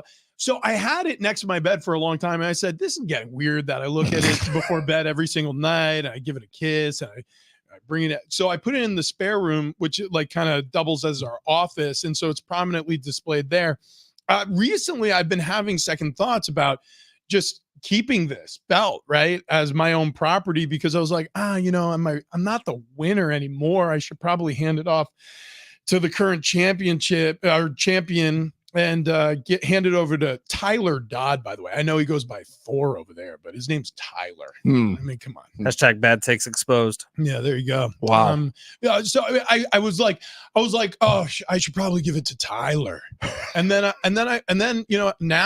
now everything's switched back. Now I'm like, no, I'm keeping that belt forever. Because of the feud? Because of the feud. Oh, here it goes. Whoa. I don't even know what to I expect. don't know what's happening right now. Oh, God, he's right outside the glass. Right outside the glass. He's puffed up. Do you want he's it? puffed up. He's puffed Do up. you want He's it? puffed up. It's He's Eddie puffed up. Papani. Eddie Papani. Do you want it? Okay, here he's opening the door. Okay, here we go. Wait, hold It's on. happening. He's in the studio. He's in the on. studio. Fletch is right behind him. Hit him with the chair. Get over there. There you go. Hop on the microphone. Eddie, come on. Go ahead and jump on. Cool shirt, bro. Thanks, dude. What? Listen, so we get a message this morning from a mutual friend who says, hey, just a heads up, the show talking smack right now about you guys. This was how it was going to be portrayed. Okay, what? What do you mean? Did you hear it? No. Okay. We tried No, to, no. we tried to, We but tried we to couldn't. listen in. We couldn't find. We couldn't find. Yeah, it was a free iHeartRadio app. We opened it up immediately. We used the talkback mic. Uh-huh. I don't know if you're familiar. Why would you use that? Well, I don't know if you're familiar with the talkback mic, mean, but very it's a little red button on the Uh-huh. right-hand side. And if you tap the talkback mic, you can leave us a 30-second message only on the free How could you iHeartRadio hear app. our show by doing that? That doesn't make any sense to you. Oh, we got pulled up. Okay. Yeah. Oh yeah. Okay. Oh, we got pulled up. Okay. Anyways, What's the question here, guys? So there's no question. There's really more just a commentary. Mhm. Keep our name Okay. out your Listen, mouth. first of all, don't you want me to be talking about you guys? I'm giving you love. Wait, thought you were talking smack. No, right, no, hang no, on. no, All no. right, all right. This is misconstrued. Okay, wait, hold on. Okay, Misconstrued. Clear up the whole thing. Wait, you're tamping down the feud. So you like that? let's relax here. Okay. Let's all calm down. Fletch is over here flipping me off, acting What? like a crazy guy. Look at him taking his shirt off. Is he Please back? don't do that. What? Pop have the you top. seen how We were tan he relaying a is? story Sure. that happened with Sky from our show, Uh-huh. where you guys apparently offered her some of your creamer at some point, Okay. and she started using it. Turns out she was using the wrong creamer, so she was stealing somebody's creamer. This is how this all came about, and so I there got was it. no talking smack. Now, were you described as being a little bit loud, maybe a little bit obnoxious, maybe a little bit silly? Sure, Wait. but that's not talking smack. That's all true. Them's fighting words. Kill him. Wait. Are you saying Then- we're loud and obnoxious? Then also what was said was that Rich is a thief, which is true because he has taken our fantasy football belt for 3 years, and he's not the champion. Is And it he's not 3 the years champion. now? Yeah, Yes. but check it out. I was just talking about this. So in all honesty, I was starting to feel bad about the belt. You're starting to? Yeah. I'll tell you what. I know the exact moment. So I won the championship. I guess now it is 3 years ago. It, But it- wouldn't my- it be easier if he wins if he already has the belt? What? But he's never going to win again. That was Okay, such a whoa, fluke. whoa, that was not a fluke. It was the pandemic season. I guess I was just paying attention You're more the to Dodgers, bro. Yeah, I was paying attention more to the important things than everybody else was. Everybody was like, "Oh, COVID." I'm like, fantasy football, gang. I'm sorry. Did Papani ever play in the NFL? What? No. Oh yeah, Wow, yeah. wow. Fletch You know just what? asked if you were ever a professional football player. I I'm in didn't say- close. It's actually true. He got a lot closer than people think. Yeah. And what I mean by that is he actually lived near Murphy Canyon. Yeah, Road. I did. Yeah, where Right. the Chargers Yeah. training facility was. I was on the Chargers broadcast for 14 years. Wow.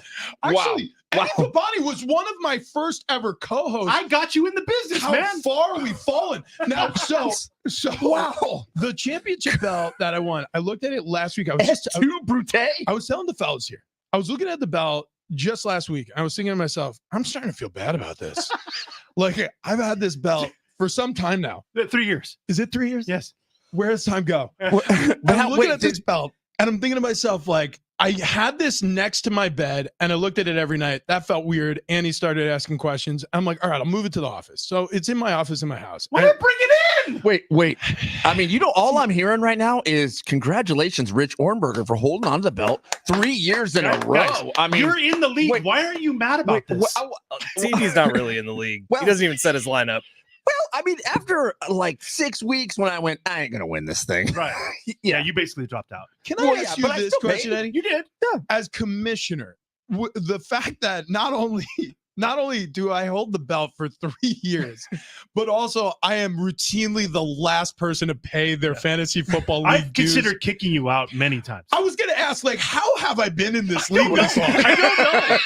I don't know, to be honest with you. Anyway, I am the worst.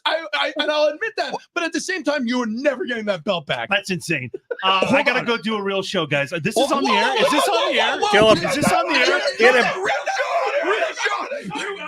You get those soft, naked calves out of here. Those are Golly. giant, muscular calves. I will say that. But he is Golly. never going to get that belt back. I feel bad. It wasn't really a feud. Yeah, it just turns No, out. it does sound like they were calling us loud and obnoxious. Well, I did Well, say, you did say that. So I Sky, mean, we are sometimes. I saw her in the break room and I said to her, I was like, listen, this Italian cream, this is our creamer. And I was like, you can help yourself to the red bottle anytime. And she went, what? This is your sweet cream? And I said, this is my sweet cream. I was like, and it's yours if you want it. Because I Wow. noticed. Well, but I said it to her. Wow. And by the way, it was a gesture.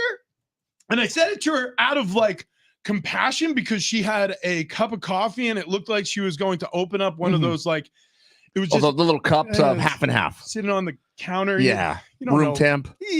And I was just like, do you want some? She's like, yeah, actually, I kind of do. It's not my fault that Sky's a thief. Like she was stealing somebody else. I said our creamer, not everyone's creamer, Sky.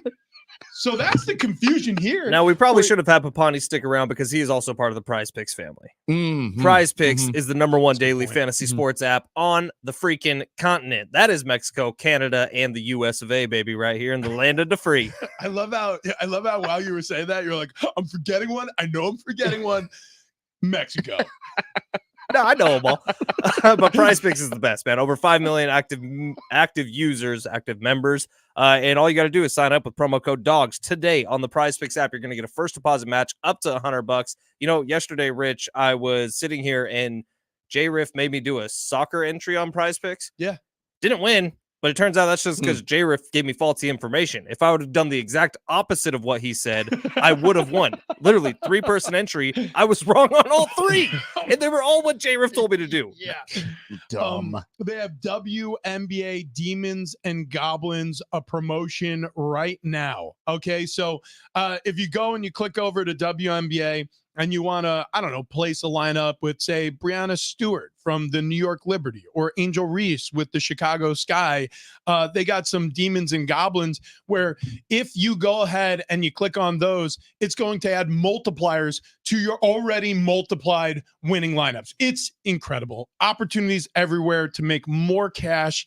I love this because you make cash on your first deposit. Like for me, the best part of Prize Picks is when I signed up, I used promo code DOGS, that's DOGS. I added $100 to my account and I was playing with $200 immediately because your account just all of a sudden it fills up to 200. You know what? Could you do a better sound effect? Like money filling up in your account. What would you do? I don't know if I could do that. Just give it a It'd probably shot. be the same as you. Well, I mean, just do it better. That wasn't better. Mm-mm. Might have been worse, Actually, actually. it was way Oh, yeah, worse. way And worse. you know what? Worse. Now I'm going to apologize to our listening audience. For, Not bad. Here's the deal. Download the Prize Picks app today. Use promo code DOGS. You are going to get that cha-ching or the cash, the first deposit match up to $100 in your account right now. And I don't know about you, Rich, but I've never had to redeposit cash. Not once. Since my first one. Not once. Okay, we gotta end this now. Anyways, prize picks. Pick Good. more. Pick less. It's that easy. Cha-ching!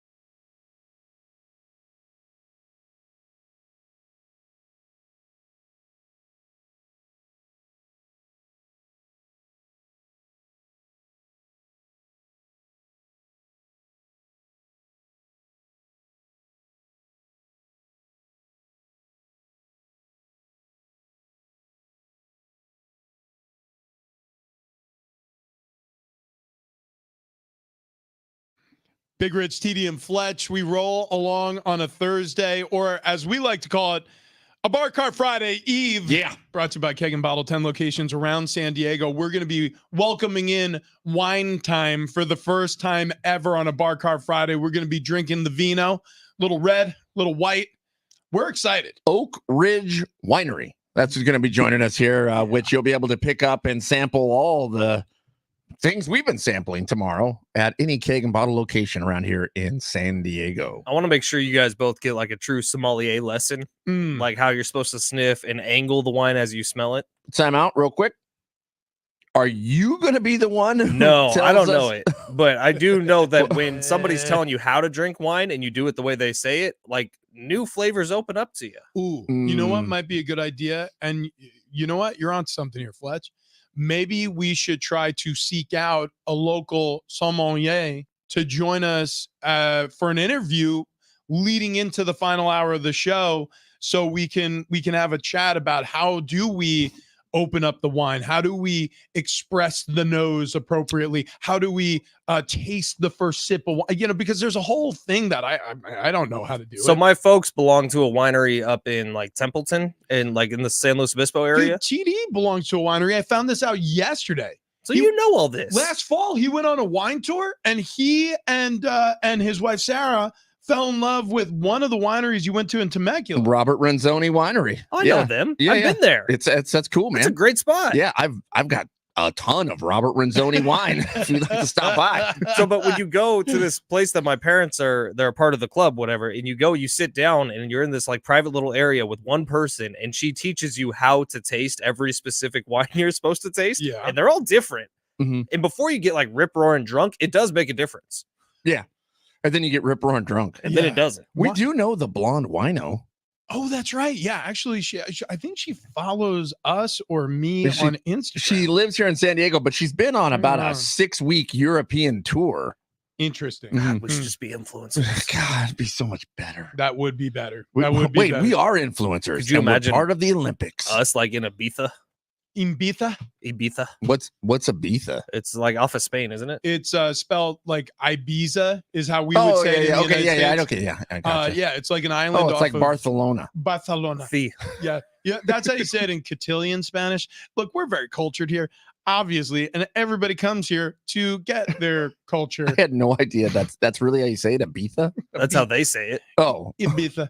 Anyways, guys. So we're gonna be sipping on some wine. By the way, we put up the bat signal, so mostly the ladies in sales are excited. Yeah. We have a lot of requests. We're gonna be pretty busy in here in the studio that day. Tomorrow's gonna get weird. Gonna get very, very weird. There's gonna be a lot of wine drunk people walking around this office tomorrow. I kind of want to sit in on the sales meeting at like 9:05 tomorrow because they're all just gonna be drunk. It's gonna be just yelling. Oh, I cannot wait. Oh, speaking of serving drinks. Did you guys see that the Texas Rangers have launched a brand new robot bartender? What? Why are so you far out? out? Why are you out? So far out. It almost looks like the dude from Star Tours. Oh, yeah. Like the way he spins So around. here, explain what this is, and I'll tell you guys why I'm out. Okay, so it's literally a humanoid figure that they have put at a bar that is a robot that makes, mixes, and pours your drink. So you can order on an app. You can walk up and order right in front of this little robot dude. Either way, he's going to be debuted at the All-Star game pouring drinks. Listen, I think this is the cool future that we all thought we were getting. Yes. Like, this is what it's supposed to be. Chat GPT, for everything that we've typed into it and it's regurgitated to us, that's helped this show over the course of a couple of months, because there are occasions where I'll just be like, let's see what the robots think. That's great and all, but this is what I thought it was going to be. I thought we were going to be in the Jetsons, where you had a butler or maid bringing you things, rolling around on. I mean, how much cooler would life be? So, like, this robot in Arlington, Texas, serving drinks to the fans at Rangers games. Out. Like, no. Why? How could you be out? So it's actually, I think it's just for the All-Star game, but that's when it's like debuting, and then it might stay there. I don't know. Here's why I'm out. Something tells me the cost of that, they'll keep it. So not just you know what one of my only. like favorite things in life is, and maybe this is a little shallow, but one of my absolute favorite things in life, and I'll use the Remy as an example because it nails this experience. When you belly up to a bar, Yeah. and you have a bartender who looks like their only job, their only passion is bartending. Right. And I'll use our guy Ken as an example Yep. from the Remy. Flat brimmed hat, mustache, really cares when he's making a drink, Right. and has a full ass conversation with you while he's making that drink. Okay. You don't get that with a robot. Yeah, but I'm not going to the robot to pony up to a bar here. I'm going to the robot to have a little bit of entertainment before I go back to my seat. Yeah. Right, but this is a slippery slope because all of a sudden every restaurant across America is going to have a robot mixing your cocktails instead of Ken. Nah, I don't know, because Ken I keep hearing that. is it? Yeah, Like, right. like Yeah. robots are going to replace us all. Like we're people, right? It's starting. Are we? Maybe we're people. We like to interact with other people. Like we're social animals. I don't think that the bartender is going to go away anytime soon. I think that this is, I don't know. It's like you go to a kid's party, they hire a clown. You're like, wow, this is really cool. It's a novelty because you only see a clown once a year. Mhm. If you had a clown living with you who's like your roommate, and all of a sudden every time you woke up and you're pouring yourself coffee, somebody like creeps up behind you, goes, oh, and like honks a horn and scared you. Oh, I spilled the sugar. Like that would suck. The novelty's over. You'd be like, you know what, Francis? I'm getting tired of two things. One, you pee on the seat. Yep. Two, enough with the horn. Like, Why are you so good at things? I don't know. No, that's all. I don't know if I'm even good at that. But check this out. Let me throw Check another. this out. Check this out. Okay. Check this out. You're at Disneyland. Okay. You walk up to the churro cart. If the churro cart dude is a robot, I'm in. I wouldn't really care. yeah, I see. Like, and that's the other thing. Churros, they're great at Disneyland. Want to know why? Because you don't eat churros every day. But right. But if you did, you would be like, not another churro. That's the same with robots. Like robots are very cool in this very niche sort of moments where you're like, oh, this is new and different. There's a robot bartender, but you're not going to want to see. You know what? The bartender. You described Ken. Like that's your favorite type of bartender. Who's an artist? Artist. Yeah, he really is. He's a mixologist. He's like a drink inventor. He's a master of I his would craft. like to throw another scenario out at you real quick. Okay. Okay, go ahead. In college, there was this bar called the Creaky Tiki. It was right on a creek, and it was an awesome bar. Oh. Terrible drinks, but Angel was hot. Angel was the Stop. bartender. You beat me to the punchline. And everybody in our college knew her. She was like 28. We were all 21, 22, and everyone was in love with her. Dude, there are times where a tight tank top serving even lukewarm beer, Short shorts. it doesn't matter. You're having a good time. It's just what if a robot is wearing an ill-fitting shirt showing a little bra, I'm not interested. But Angel, this person you just described, Robot. well, maybe that robot. Maybe that robot. You know what? Not all robots are created equal. Turns out, maybe I'm going to be into robot bartenders. Yeah, after all. but the Texas Arlington robot is not hot at all. It's just a robot. Yeah, that one's just a robot. Robots. Are all those robots? They're all Jesus. robots. That says real doll. Oh, Yeah, that is a whole different type Yeah, of yeah. robot. But why can't those robots be programmed to make drinks? You know, if TD was standing behind a bar these days and he was showing a little bra, I'd be in Yeah, because TD Yeah. lost a ton of weight. Yeah, listen, I look so much better in a two-piece now, and that's all thanks to sdfatloss.com. Okay.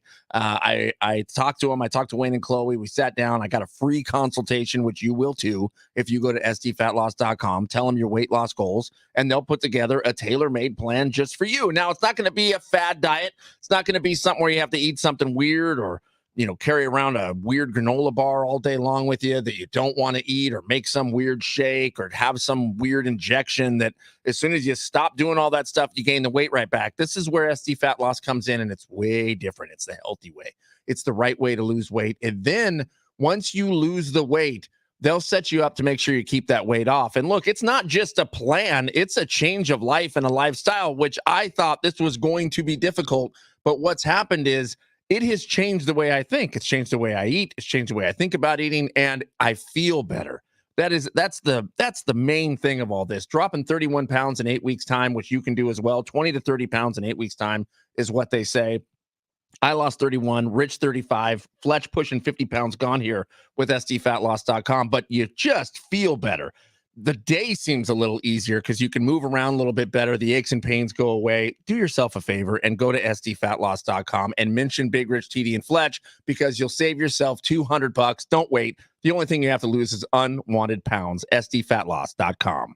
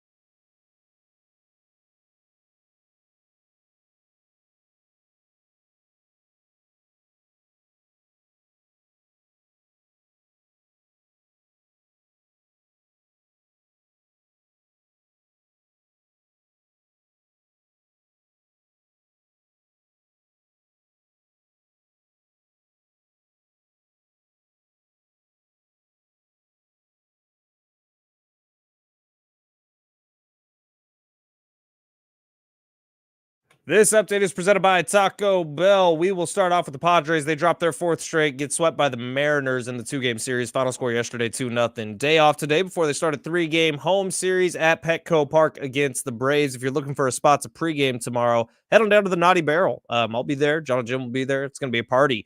News came down yesterday that Kawhi Leonard is not going to compete for Team USA at the Olympics this year. Derek White from the Celtics is his replacement.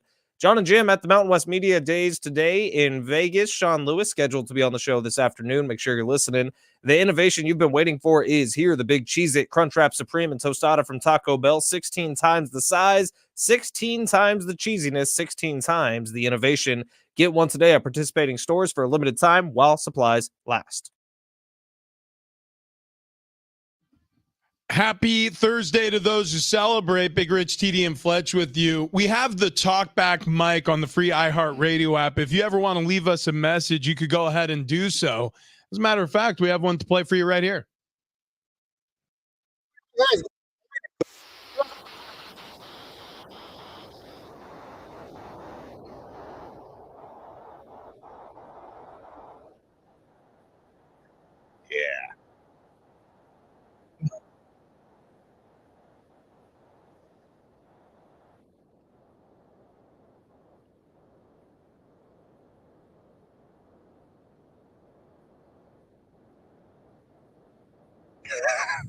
So listen, Pepe Le Pew had one move. He was a one-trick pony or skunk, and it was aggressive. It was aggressive, but the reason he had to force himself on this other skunk is because it wasn't a skunk. It was a black and white cat. I didn't know It that. was a cat. And you know what you call a cat? Another word for a cat?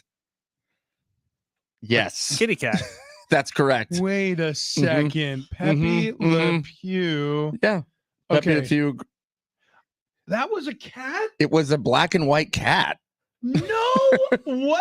So believe it or not, our oh my skunk, gosh, it's Penelope Pussycat. Yes, That's the name that of the is cat. correct. our skunk, Little innuendo. possum, marsupial, kangaroo, koala bear conversation actually stirred up a ton of talkbacks. Oh, So- did? Okay. One more here, because I was talking about possums and how we should just kill them all. Maybe Yeah, we I shouldn't. don't know why you killed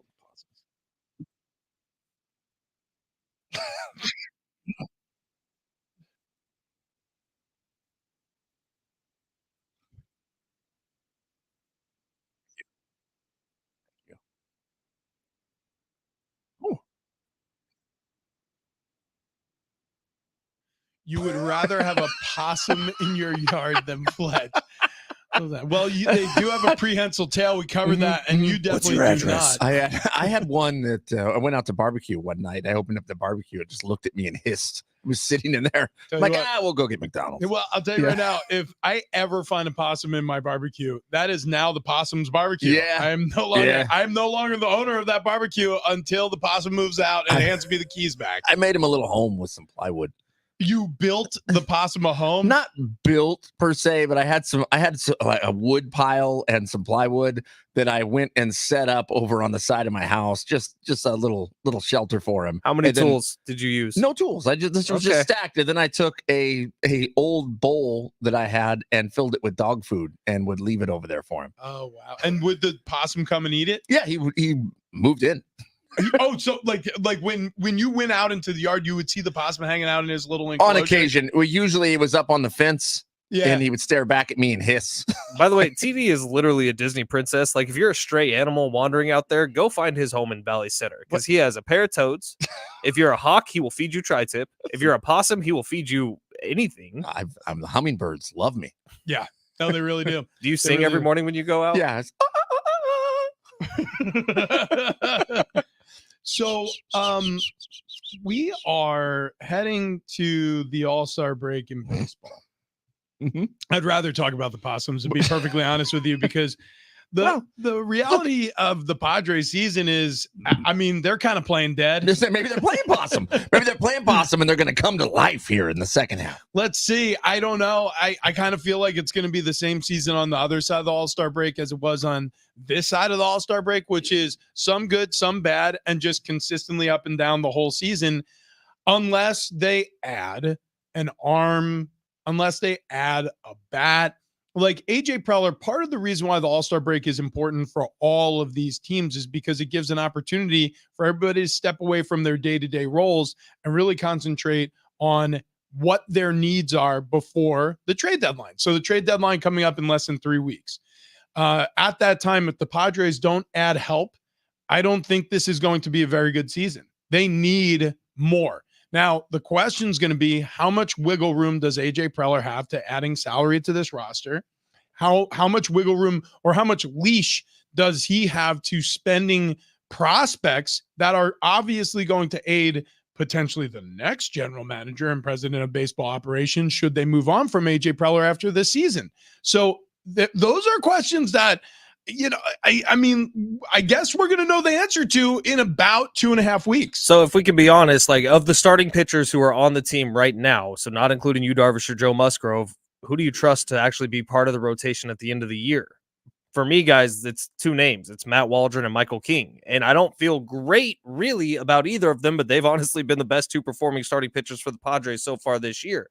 So assuming you get Joe Musgrove back and he looks like Joe Musgrove, which that's a big assumption because you never know coming off an injury what a guy's going to look like. And assuming Yu Darvish comes back, which we don't know if he will. Mm-hmm. So hopefully the front office knows a little more about all of that than we do, and they can make some decisions based on starting pitching at the trade deadline, which 3 weeks ago, if you would have asked me, I would have said middle relief is the biggest thing you need help with. Well, right now, as we get closer to the trade deadline, it kind of looks like starting pitching is the thing you need the most help with. We got Kevin Acee coming up here this hour. We're going to chat with our best friend in the whole wide world. Do you think he has any inside info on the Yu Darvish situation? He wrote about it. Kevin Acee was, as he should be, tight-lipped if it's something that he's not able to share or should share, because obviously this is a family. What we know about this situation with Yu Darvish is it's a family situation. He's not being paid by the team. He's on the MLB restricted list, and he hasn't appealed that decision by the team or to the league. And so that's where this situation remains right now. Maybe since he wrote about it, there's more added details, but it doesn't sound like we're going to get very much. No, I would agree with that. I'm interested to hear what happens. I mean, I'm worried, concerned, I guess. I feel bad. I don't want anything happening to you out there or his family, but we'll see. You have to plan for the worst. So if Joe Musgrove, to your point, Fletch, isn't ready, if Yu Darvish isn't back for the rest of the season, well, you can't just keep rocking and rolling with Randy Vasquez and Adam Major and Dylan Cease playing like he's played this season.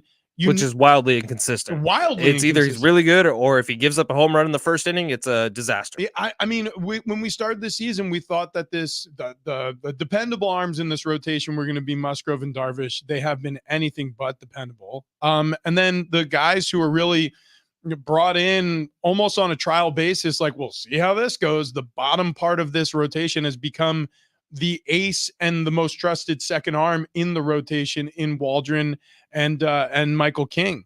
I look at it this way. If the Padres don't add a starting pitcher at the trade deadline, it means that they're waving the white flag on the season. So think about the COVID year of 2020. They went into the postseason with not enough starting pitching, and that was an early bounce from the postseason. Yep. And that's what it is. If you don't go in with enough, you need 3 solid starting pitchers to make any sort of headway in the postseason in Major League Baseball. Look through the World Series winners over the last 30 years. I promise you, most of them, the majority of them, probably 97% of them, had 3 starting pitchers that you could rely upon as they got into the postseason. And right now, the Padres don't. So if you're AJ Preller, job number 1 has to be to get maybe even 2 starting pitchers that you can rely upon. AJ Preller, in my opinion, is going to have to find some of that AJ Preller magic here to make this happen, because I don't think the front office is going to allow him carte blanche with the checkbook. He's not going to be able to write just wads of cash coming out of there. So look, he's done well. AJ Preller has pulled out some prospects here that have been fantastic. We'll see if he can do it again. Also, you need pitching. I agree with that, but you need guys in your lineup who can get on base. And if you look at World Series teams, playoff teams that have success over the past half century or better, frankly, this is pretty consistent. So I don't even want to limit this just to recency. This is pretty consistent. You need guys who get on base a lot. And about 3, I was talking to JP Morosi about this over the weekend on the Fox Sports Radio National show. JP Morosi said you need about 3. You need like a Jerkson Profar. Obviously, was a whatever you want to call it, a diamond in the rough. An uncut gem who has shined this season. He's played at an all-star level. He's getting on base at a 40% clip this season. That's unbelievable. Luis Arise is another one. I know he struggled as of late. He's slumping a little bit, but I have trust in the history of Luis Arise to understand that he's going to come out of this, and hopefully by the end of the year, he's on base all the time, just like the first 2 months he was a Padre. Well, and we've been. Oh, go ahead. I was just going to say you probably need one or two more, and like you said, a pitcher, another capable pitcher in this rotation, and then you have something down the back half that will benefit the Padres to the point where you could actually squint and see a possibility that they'll have a deep playoff run. 40 games plus ago, Rich, you were saying that this Padre team, if they can stay around 500 and then get to the last 2 weeks, 10 days of the season, go on a run, all of a sudden you end the season 4, 5, 6 games over 500. That probably puts you into the postseason, most likely, and then get hot, go on a run in the postseason. When we got to the halfway point here with the Padres in games, they were on a run. If they just duplicate the first half of the season in the second half, they're in the postseason and rolling. It's true. I mean, it's true. Look, say they sweep the Braves. I'm not saying they will, but say they do, and they finish a handful of games over 500 in the first half. It's what you just said is 100% accurate, because if they do the same thing in the second half, this is going to be a team that's going to be hovering around 90 wins, maybe a couple games over 90 wins, and they're going to have what it takes roster-wise, you would hope, assuming health, that can make a deep playoff run. So right now in the National League, the Reds, the Cubs, the Pirates, the Giants, the Diamondbacks, the Mets, and the Cardinals are the teams that are kind of vying for those last 2 wild card spots. The Braves are well set up for the rest of the season. But of those teams that I just mentioned, they're all within 5 games of each other right now. I would imagine as we get closer to the end of the season, these teams are all going to be about 5 games within each other. Yeah, no, I agree. And so it's going to be 2 or 3 teams get in out of this group, assuming the Braves keep going in the direction they're going, which is positive. So you got 2 spots, right? Between the Cardinals and the Padres currently hold those spots, but within 5 games, there's a whole litany of other teams. Yeah, and the Padres, by the way, they've played 96 games. Yeah. So, I mean, it's over half of the season that they've played, even though we're coming up to the quote-unquote halfway point. We have a Day to Remember tickets coming up this hour. Actually, as a matter of fact, we're going to give them away before Kevin Acee joins us, which will be in just about 15 minutes. So if you're interested in going to Gallagher Square July 19th to catch this show, we are going to give you an opportunity to call in and win those tickets here coming up very, very briefly. Also, Shohei Ohtani. Now, we just spent a lot of time talking about the Padres. Shohei Ohtani. So they fired the first interpreter. They may have to fire the new interpreter because he's teaching him sign language, and I'm not sure. So maybe something's getting lost in translation. I don't know. Possibly. We'll cover that. Maybe story. Maybe we just don't know what he was saying. It's a good point. Yeah, it's a good point. Yeah. It could have been a signal back, like, "Hey, I made it to second base, guys. Cool." He's rolling dice. All I know is he's rolling dice. All I know is American Sign Language. Maybe there's Japanese Sign Language. Maybe they have different signals. I don't know. But we will cover that next. But first, all right. It's time. Yeah. He's ready. He's been watching tennis. He's been watching WNBA. CD, much. What do you got for us? Well, we're going to start with the Padres. We were just talking about them. They lose again. So if you're keeping count, that is 4 in a row. They lost 2-0 against the Mariners yesterday. Michael King actually had a pretty good outing. 1 run over 6 innings, 9 strikeouts. But, man, the Padres just blow it. A wasted day for Michael King. They get the day off today. Braves in town tomorrow out in Wimbledon. Don't say it wrong. Lots of sweaters. Seeing visors, bucket hats, wristbands, seersucker suits. All watching this matchup here between Vekic out of Croatia and Paolina from Italy. This match has been going on since like 5 a.m. That is true. It's knotted up 1 set apiece. They're tied here 6-6 in set number 3. do we know which one is which? Yeah. That is the Italian. Closest to us is, Paolini, the one with the curly hair. Oh, okay. Yeah, all straight long hair is Vekic, who has no business keeping it this close against Paolini. Yeah. Yeah, everybody knows that. Look, it is the first semifinal here, so the winner goes on to the first full final, maybe? I don't know. We'll figure it out. In the WNBA, the Mercuriosity killed the Cat the Wings 184. The Sky Love Lucy, the Dream 69. The Mystics Pizza'd the Fever 89-84, and the Aces Ventura the Storm 84-79. Nicely done. Those are good. Proud of you. Thank you. Yeah, you got through that without a laugh. Kevin Acee joining us in just Tricky about road. 10 minutes. Yeah, there's no question about that. A lot of speed bumps along the way. And we're going to be sending somebody to Gallagher Square to watch a day to remember. You're going to be winning those tickets here very shortly. Shohei Ohtani stole second base during the Dodgers' last outing. And after he was removing his batting glove, and then he was excited. So he was celebrating, and he made some sort of arm shaky signal where his hand gesture was just below his waist. And it was positioned directly in front of his groin, and it was just vigorously shaking about. Right. And so as if maybe he were still holding a bat. Perhaps. Right. Or maybe he was feeding the geese. Right. Or feeding the geese. Or perhaps he was dusting some chicken cutlets with some breadcrumbs. I don't know. I think he was signaling that he was shaking dice, guys. Like, think about this. This is how you hold the dice cup, right? Okay. He was just doing one of these. Okay, yeah, sure. And you know what? He Is that on camera? We know is an avid Yahtzee player. Well, I mean, dice, gambling, eBay, all of it's connected. Yeah, I didn't even think that didn't cross my mind.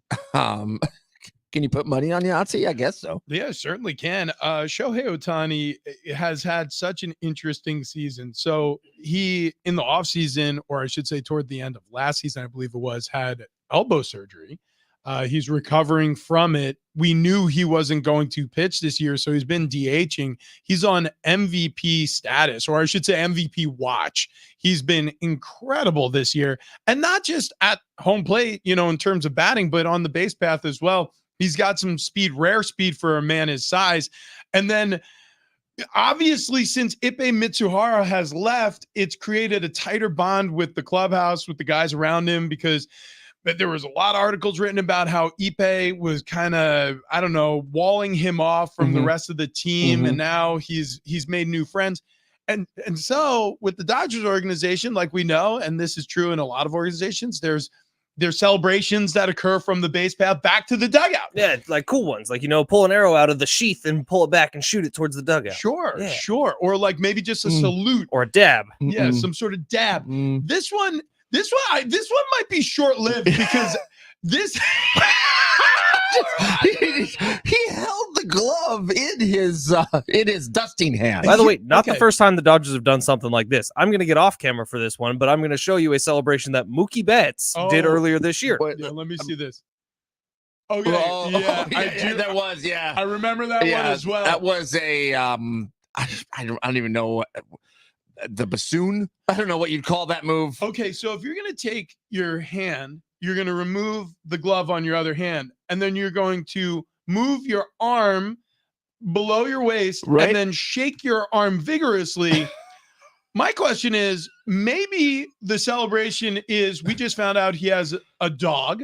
Maybe that's how he calls his dog over. Right. Yeah. Hey, boy. Yeah, we don't know. We couldn't hear him. So he may have been going one of those. Yeah, it could have just like when you're shaking like one of your Carl's Jr. Star Chickens. That's right. That's right. At Wilson. That's right. Yeah. Maybe just, hey, here, boy. I usually stand up. I spread my legs Remove your glove. wider than my shoulders. Bend over slightly at the waist. Remove one glove. Hold the chicken star in that hand, and then shake it. And so, like, Randy Moss got a huge fine for fake mooning a crowd. Correct. What do you do with this? I don't even know how you would explain what this means. Listen, Shohei Ohtani, he had potentially the biggest scandal that has ever come to professional sports brewing. All of it was speculation, by the way, but it was brewing somewhere in the background, in the ether around sports. And Ibe Mitsuhara apparently was not only taking money from Shohei Ohtani, but he was gambling illegally in Southern California. And federal investigators absolved Shohei Ohtani from any involvement in this. So we have to believe that he wasn't involved in it, I guess.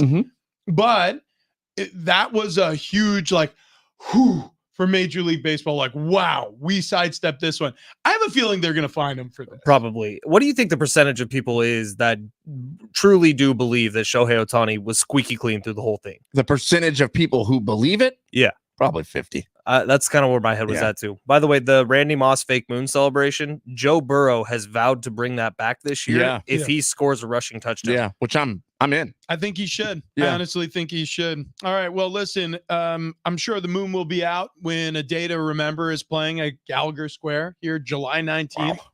Wow. It's going to be an evening show. You're professional. Eddie Papani, did you hear that? Yeah, that's how it's done, Eddie. Golly. The show. Yeah. It's like a placeholder name. God. That's right. We know how that feels. Anyways, Gallagher Square, July 19th, A Day to Remember. If you want to go to the show, you need to call in 2 minutes. So at exactly 8:27, call 877-767-4760. Be caller number 5. You're going to go see A Day to Remember.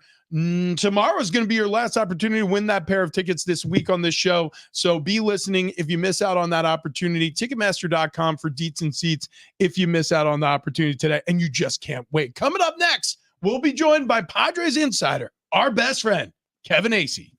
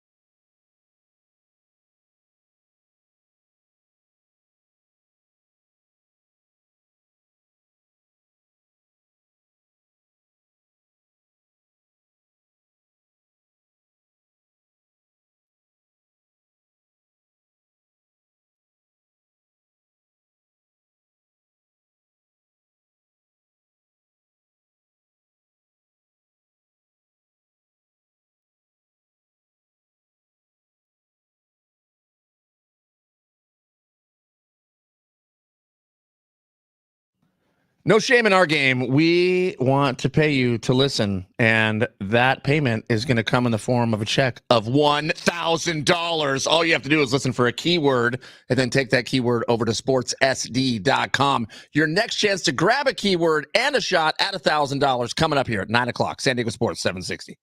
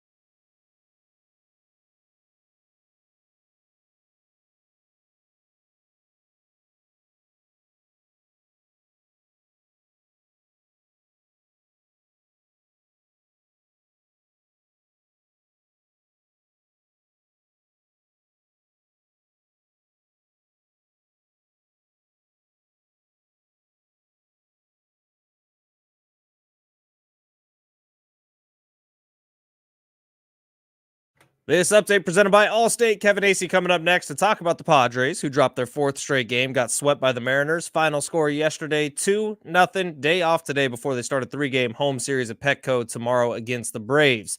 Also, news came down yesterday that Kawhi Leonard is not going to compete for Team USA in the Olympics this year. Derek White from the Celtics is his replacement. And John and Jim, those rascals from 3 to 6, they're at the Mountain West Media Day in Las Vegas. Sean Lewis, the head coach of the Aztecs, scheduled to be on their show a little later on.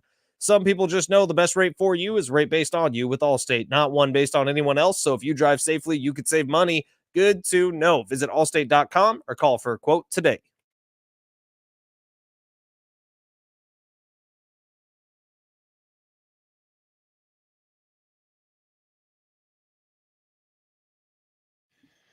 We're doing it. We're doing it on a Thursday. Yeah, we are. We just gave away those A Day to Remember tickets. Who was the winner? Jeremy. Congrats, buddy. Congrats. Have another pair of those tomorrow. So keep listening on a Bar Cart Friday. Oh my gosh. Brought to you by King and Bottle, 10 locations around San Diego. Tony Concha is going to come in with Oak Ridge Winery. That's correct. And they're going to spill some vino for us. Kevin Acee is in San Diego, so if he wants to start his morning early and the right way with a little wine, he can join us. Kevin, do you want to maybe stop on by iHeart San Diego here on Granite Ridge Drive and have a little Cabernet Sauvignon, maybe a little Sauvignon Blanc with the gang? And the best charcuterie board you'll ever see in your life. We're going to have meats and cheeses, Kev. What do you say?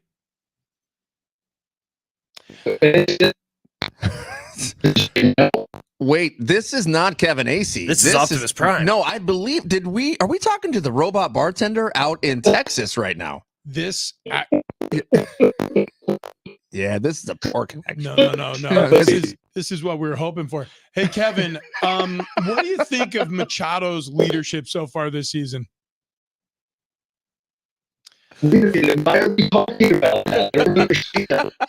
Yeah, that's what we were thinking too. Kevin, Since you are actually a robot and that is now confirmed, do you like drink and eat normal stuff, or is it just like motor oil and like, I don't know, nuts and bolts? But let's do. I don't understand what is happening. I generally on this program don't understand. Kevin, Half the time. please tell me if you understand this sentence. Clatu Verano Nicto. It's from a movie. Should we try to have Kevin call us right back? I'll just call him on the phone. Yeah, let's do that. Let's try to call Kevin on the phone because this apparently is a poor connection.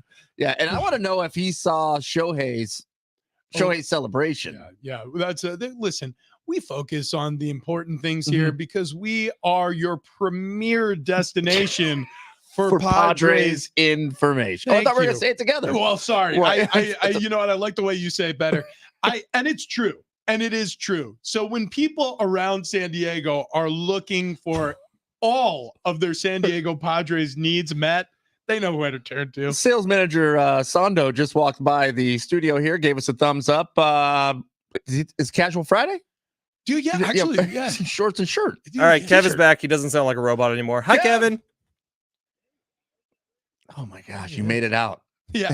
you were in the Matrix. We thought, we thought we were going to lose you to the machines. We thought they won. Now, here's the thing. That wasn't that much weirder than you guys normally are. You're welcome. Yeah, I mean, okay. Kevin, before we even digress from the main story and talk Padres, did you see Shohei Ohtani's stolen base celebration? We were just discussing this moments ago. Was he feeding the geese? Was he dusting a cutting board with flour before kneading some dough? What would you say he was doing? How would you describe his celebration? I didn't see it. Was this last night? Oh yeah, Oh, yeah. yeah. Sending it to you now. Yeah, Okay, yeah. Well, he sent it to you. You could view it while we're discussing other things Mhm. here. Like for example, how are you going to spend the All-Star break? What are you going to do? At the All-Star game. Oh, you're going Oh, there. you're Yeah, going that to makes the a lot of game. sense. And then I will take, what is that? Kind of like a day, maybe like a day and a half I will take, in Cleveland.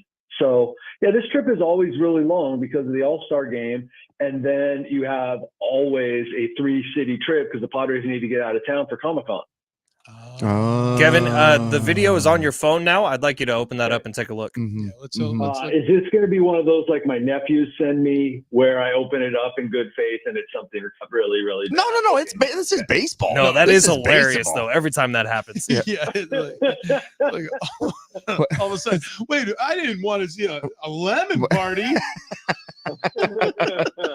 Guys, here's what's happening right now is Shohei, I guess, is going to steal. Yep. Still second base. And He's on second base now. he calls himself safe. Whoa! Right. Yeah. I mean, no. is that Didn't they have kind of a weird, obscene one the other day or like a couple of years ago in their dugout? Yeah, I acted it out for the guys. It was Mookie Betts. I could act it out for you some later time. Yeah. when you guys are alone together? I don't understand what that was. Yeah. Mookie Betts, by the way, that was from years ago. I remember the one you were talking about now because I was like, I don't think that happened this season. It was from a couple of years ago, Kevin. You're right.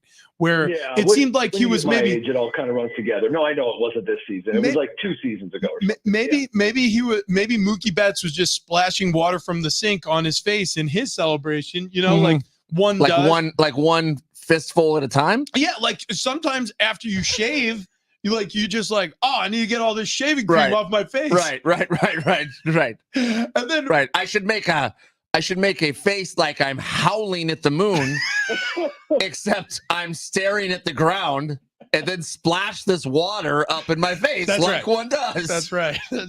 Got it. Anyways, Kev, got it. Yeah. So that happened. Okay. Do you think like the Padres should borrow some of that magic from the Dodgers and maybe they too could lead the NL West? Or I don't know. It just feels like there's some secret sauce with the LA Dodgers and Padres are missing out on. There are like serious questions we have to ask Kevin. Oh, no, we'll get to those.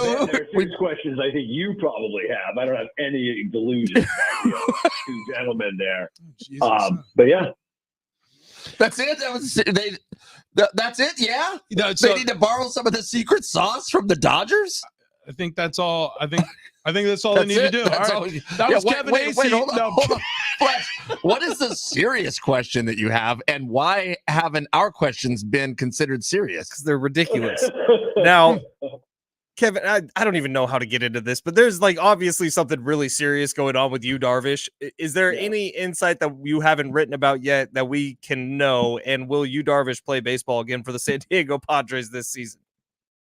My understanding is it really is a 50-50 proposition, and that the Padres don't know. I don't know what is happening with you. There's like speculation. No one that really knows has told me. I don't know. And I'm not even going to speculate just because I wouldn't anyway. But I mean, in particular with you, there's just this, there's just a respect he has for people and a respect that you have to have for you. Someone doesn't do this unless there's something big going on. And there are things that I am hearing that I am keeping an eye on, but there's just not anything that any of us know. And the bottom line is that I do believe, based on talking to multiple people that are in the loop, that they really don't know whether he's going to be back. They have hope that he's going to be back, but it does not sound like that is hope that is like, or they say they expect, but like, it doesn't sound like it's grounded in anything more than hope. That it really is just hope that he's back. Back this season. This year. Man, it does break my heart a little bit. I mean, I don't want to hear bad things happen like that. That's tough. That's tough. It's also difficult to process because they just brought in banana Kit Kat McFlurries in the studio, Kevin. And I feel like I wish you were here. We could all feed each other like friends do. Yeah. We plan on doing that without you, but it would be better with you. And we've said that many times about a lot of times when we break bread in studio. Oh wait, we didn't hear the answer. Are you coming in to drink wine with us tomorrow? Yeah, because you were in robot mode back then. So are you coming in? It'll be a little early for me. Got a night game, or you guys know I would. Man, I just to let you in on a little bit of my internal thought right now. I'm glad that I have so many built-in excuses. Wow, you know what? I don't know why I do that. So I don't know why I do that. I don't know why I say some things out loud. Some of those are inside thoughts. You don't have to say everything you think out loud. Those are fun. Yeah. Wait. As soon as I said it, I'm learning. Yeah, I mean, a night game tonight? Tomorrow night. No, night game tomorrow. Oh, wait, but that means you could come here, drink wine, and take a hefty nap. Yeah, that's a good idea. Prior to game time. Then you'd be fresher. Yeah, it really would be. We'd be doing you a favor. Right. The game, there's stuff to do before the game. There's a lot going on. I talked to John and Jim. They're okay if you skip your appearance on their show. Yeah. Well, of course. Who wouldn't be? They can just talk then some more. Sure. Kevin, last Padres question. Like when Joe Musgrove returns, are the Padres expecting Joe Musgrove to return and be full Joe Musgrove, or is there any concern that the injury might hamper his return in some sort? Those are not mutually exclusive questions. But yes, the spirit of your question is they expect him to return and be at least close to Joe Musgrove, and be there and build it up to that by, let's call it mid-September or something like that. Be back, right? And then give him a little time. Don't expect the first time he's back, he's throwing, allowing a run over 6 innings, but, that they will have Joe Musgrove for the stretch run. And that is the expectation. Is there still a little bit of concern? Yes, because just yesterday, for the first time, he began to throw off the slope of the mound, not even the mound, but the slope of the mound, because they're being careful as he works back. He'll do that probably couple more times, and then middle of next week get off the mound for the first time, couple times, then graduate from only throwing fastballs, and do that more than a couple of times. So now we're looking like getting closer to August, and then maybe get into rehab assignment. And now this is my timeline based on what I've talked to Joe and others about what he needs to do. Then we're talking about like earliest mid-August of him back pitching, and being able to go 5 innings for the Padres. Hey, Kev, before you run, one honestly serious question that occurred to us earlier in the day. We were talking about leadership with the Padres. We were talking about Manny Machado specifically. And it occurred to me, we were just talking about the Dodgers. The Dodgers added a huge bat in free agency to their lineup in Mookie Betts, and he's been a tremendous leader for the Dodgers clubhouse. Bryce Harper, when he was a free agent, oddly, at the same time that Manny Machado was a free agent, the Padres could have gone all in on Bryce Harper. They opted for Machado. Okay. Harper has been a great leader in the clubhouse for the Philadelphia Phillies. Do you think that Manny Machado has been as good of a leader for the Padres as, say, Mookie has been for the Dodgers, and Harper, especially him, since his number was up the same time Machado was, we had an opportunity at him for the Phillies? This is why it is so cool to be Mike Schilt and be able to only be positive and talk around questions and refuse to answer questions. Because you have this entity to which you are so loyal that you will not even address publicly any sort of thing that isn't totally positive. Whereas my loyalty is to you and answering the question. And I will answer the question, at least initially, with a question. What do you think? And you can read into what I'm saying when I say, what do you think? I think Mookie Betts is a better leader, and I think Bryce Harper is a better leader. Now, there's a lot inside that, and that is that they would have expected that Manny Machado would be that person. That's odd, and I don't think they did. They expected that Eric Hosmer was here till 2025. Now, you can talk about that you can talk about that, what their judgment on that and whether that was a good idea. But the fact is that, like, Eric Hosmer was that guy. He was that guy in Kansas City. He was that guy for a while here when the team really, first couple of years didn't need that necessarily in terms of to turn it into a winner. But Eric Hosmer was that guy. He was supposed to be that guy, bring other guys along, turn them into those guys. He did to some extent, some of those guys. And some of those guys have since been traded. So the plan was sort of remade when Eric was not near the player that they hoped he would be. And there's also other things that we have talked about a lot, that I've written about a lot, that Manny there's just some things. Manny has grown. I want to kind of briefly move ahead and talk about this year that other players, Joe Musgrove being one of them, Jake Cronenworth, Jurickson Profar. Well, I mean, that was by design, that Jurickson Profar would come in and come alongside Manny. All these guys, and they all learned from last year, and they were embarrassed by last year. And I think that Manny, along with some other guys, have sort of changed the dynamic in that clubhouse, and it is much better now. But to your first original question, of course. Padres obviously tried to get Mookie Betts. There was a faction and they felt like they were close. And then there was a faction inside the organization that thought Bryce Harper should be the one instead of Mookie Betts. But the fact is, in free agency, like, Bryce Harper wanted to go to the East Coast. And so, that was where he was leaning. And so, but to your original question, if it is simply about those three guys, well then, yeah, of course, if leadership is your criteria, then yeah, the Padres didn't get that guy. Yeah, there it is. When you're out at the All-Star game, by the way, Kevin Acee, can you send us a selfie with the robot bartender? Yeah, please do that. That's a real thing. That's why you guys were confused. Thought maybe you dialed the wrong number. Is that's a real thing? It's a real thing. Yeah. Yeah, a bartender that can mix you up drinks. If you don't get a selfie, I don't know any other reason why you'd be in Arlington otherwise. Is this actually in Arlington? Yeah, yes, at the stadium. At the stadium. They're debuting it there at the All-Star game.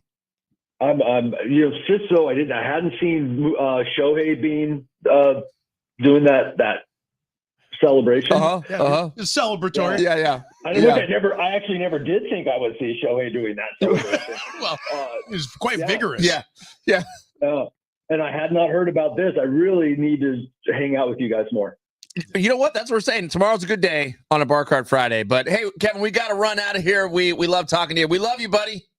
I love you guys. I mean, really. Woo! We did it again. Golly.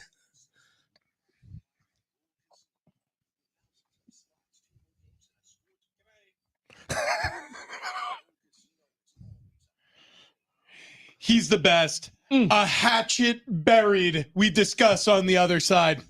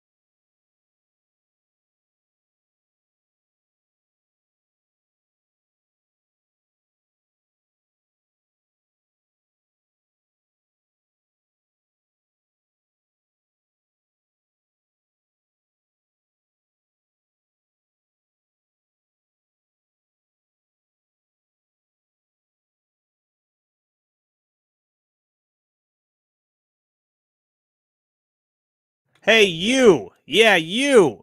You ever heard of SDFatLoss.com? Well, you have if you listen to the show for the last year, year and a half even.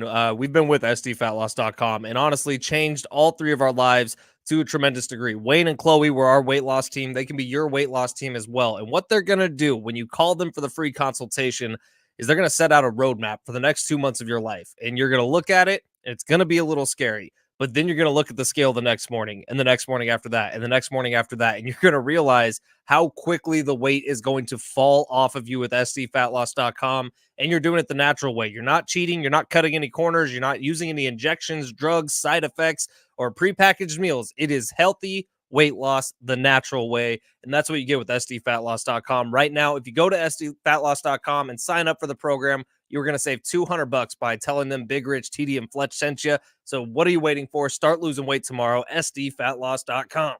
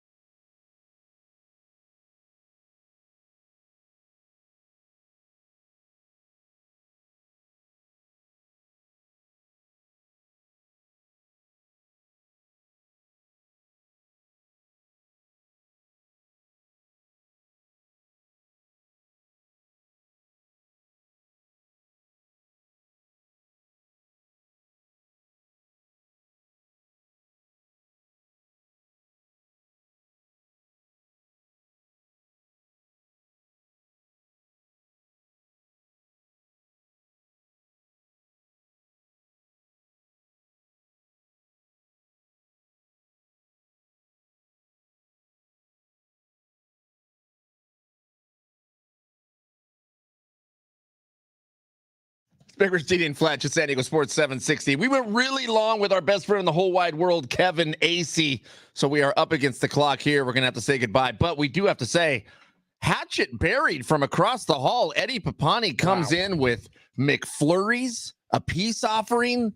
And I don't know about you guys. It worked. We ate them without questioning them. Oh, it could have been poison. He could have poisoned us or put a bunch of laxatives in there. Well, I guess we'll find out. Tune in today at 3:00 over at 101.5 KGB as we continue this silly show and see if we're still alive. Yeah, it's a chance that we'll be murdered by Eddie Papani by then, or we'll have a radio show. Anyways, the herd is next. We'll be back tomorrow for a Bar Cart Friday. Tony Kanja, Keg and Bottle, 10 locations around San Diego. See ya.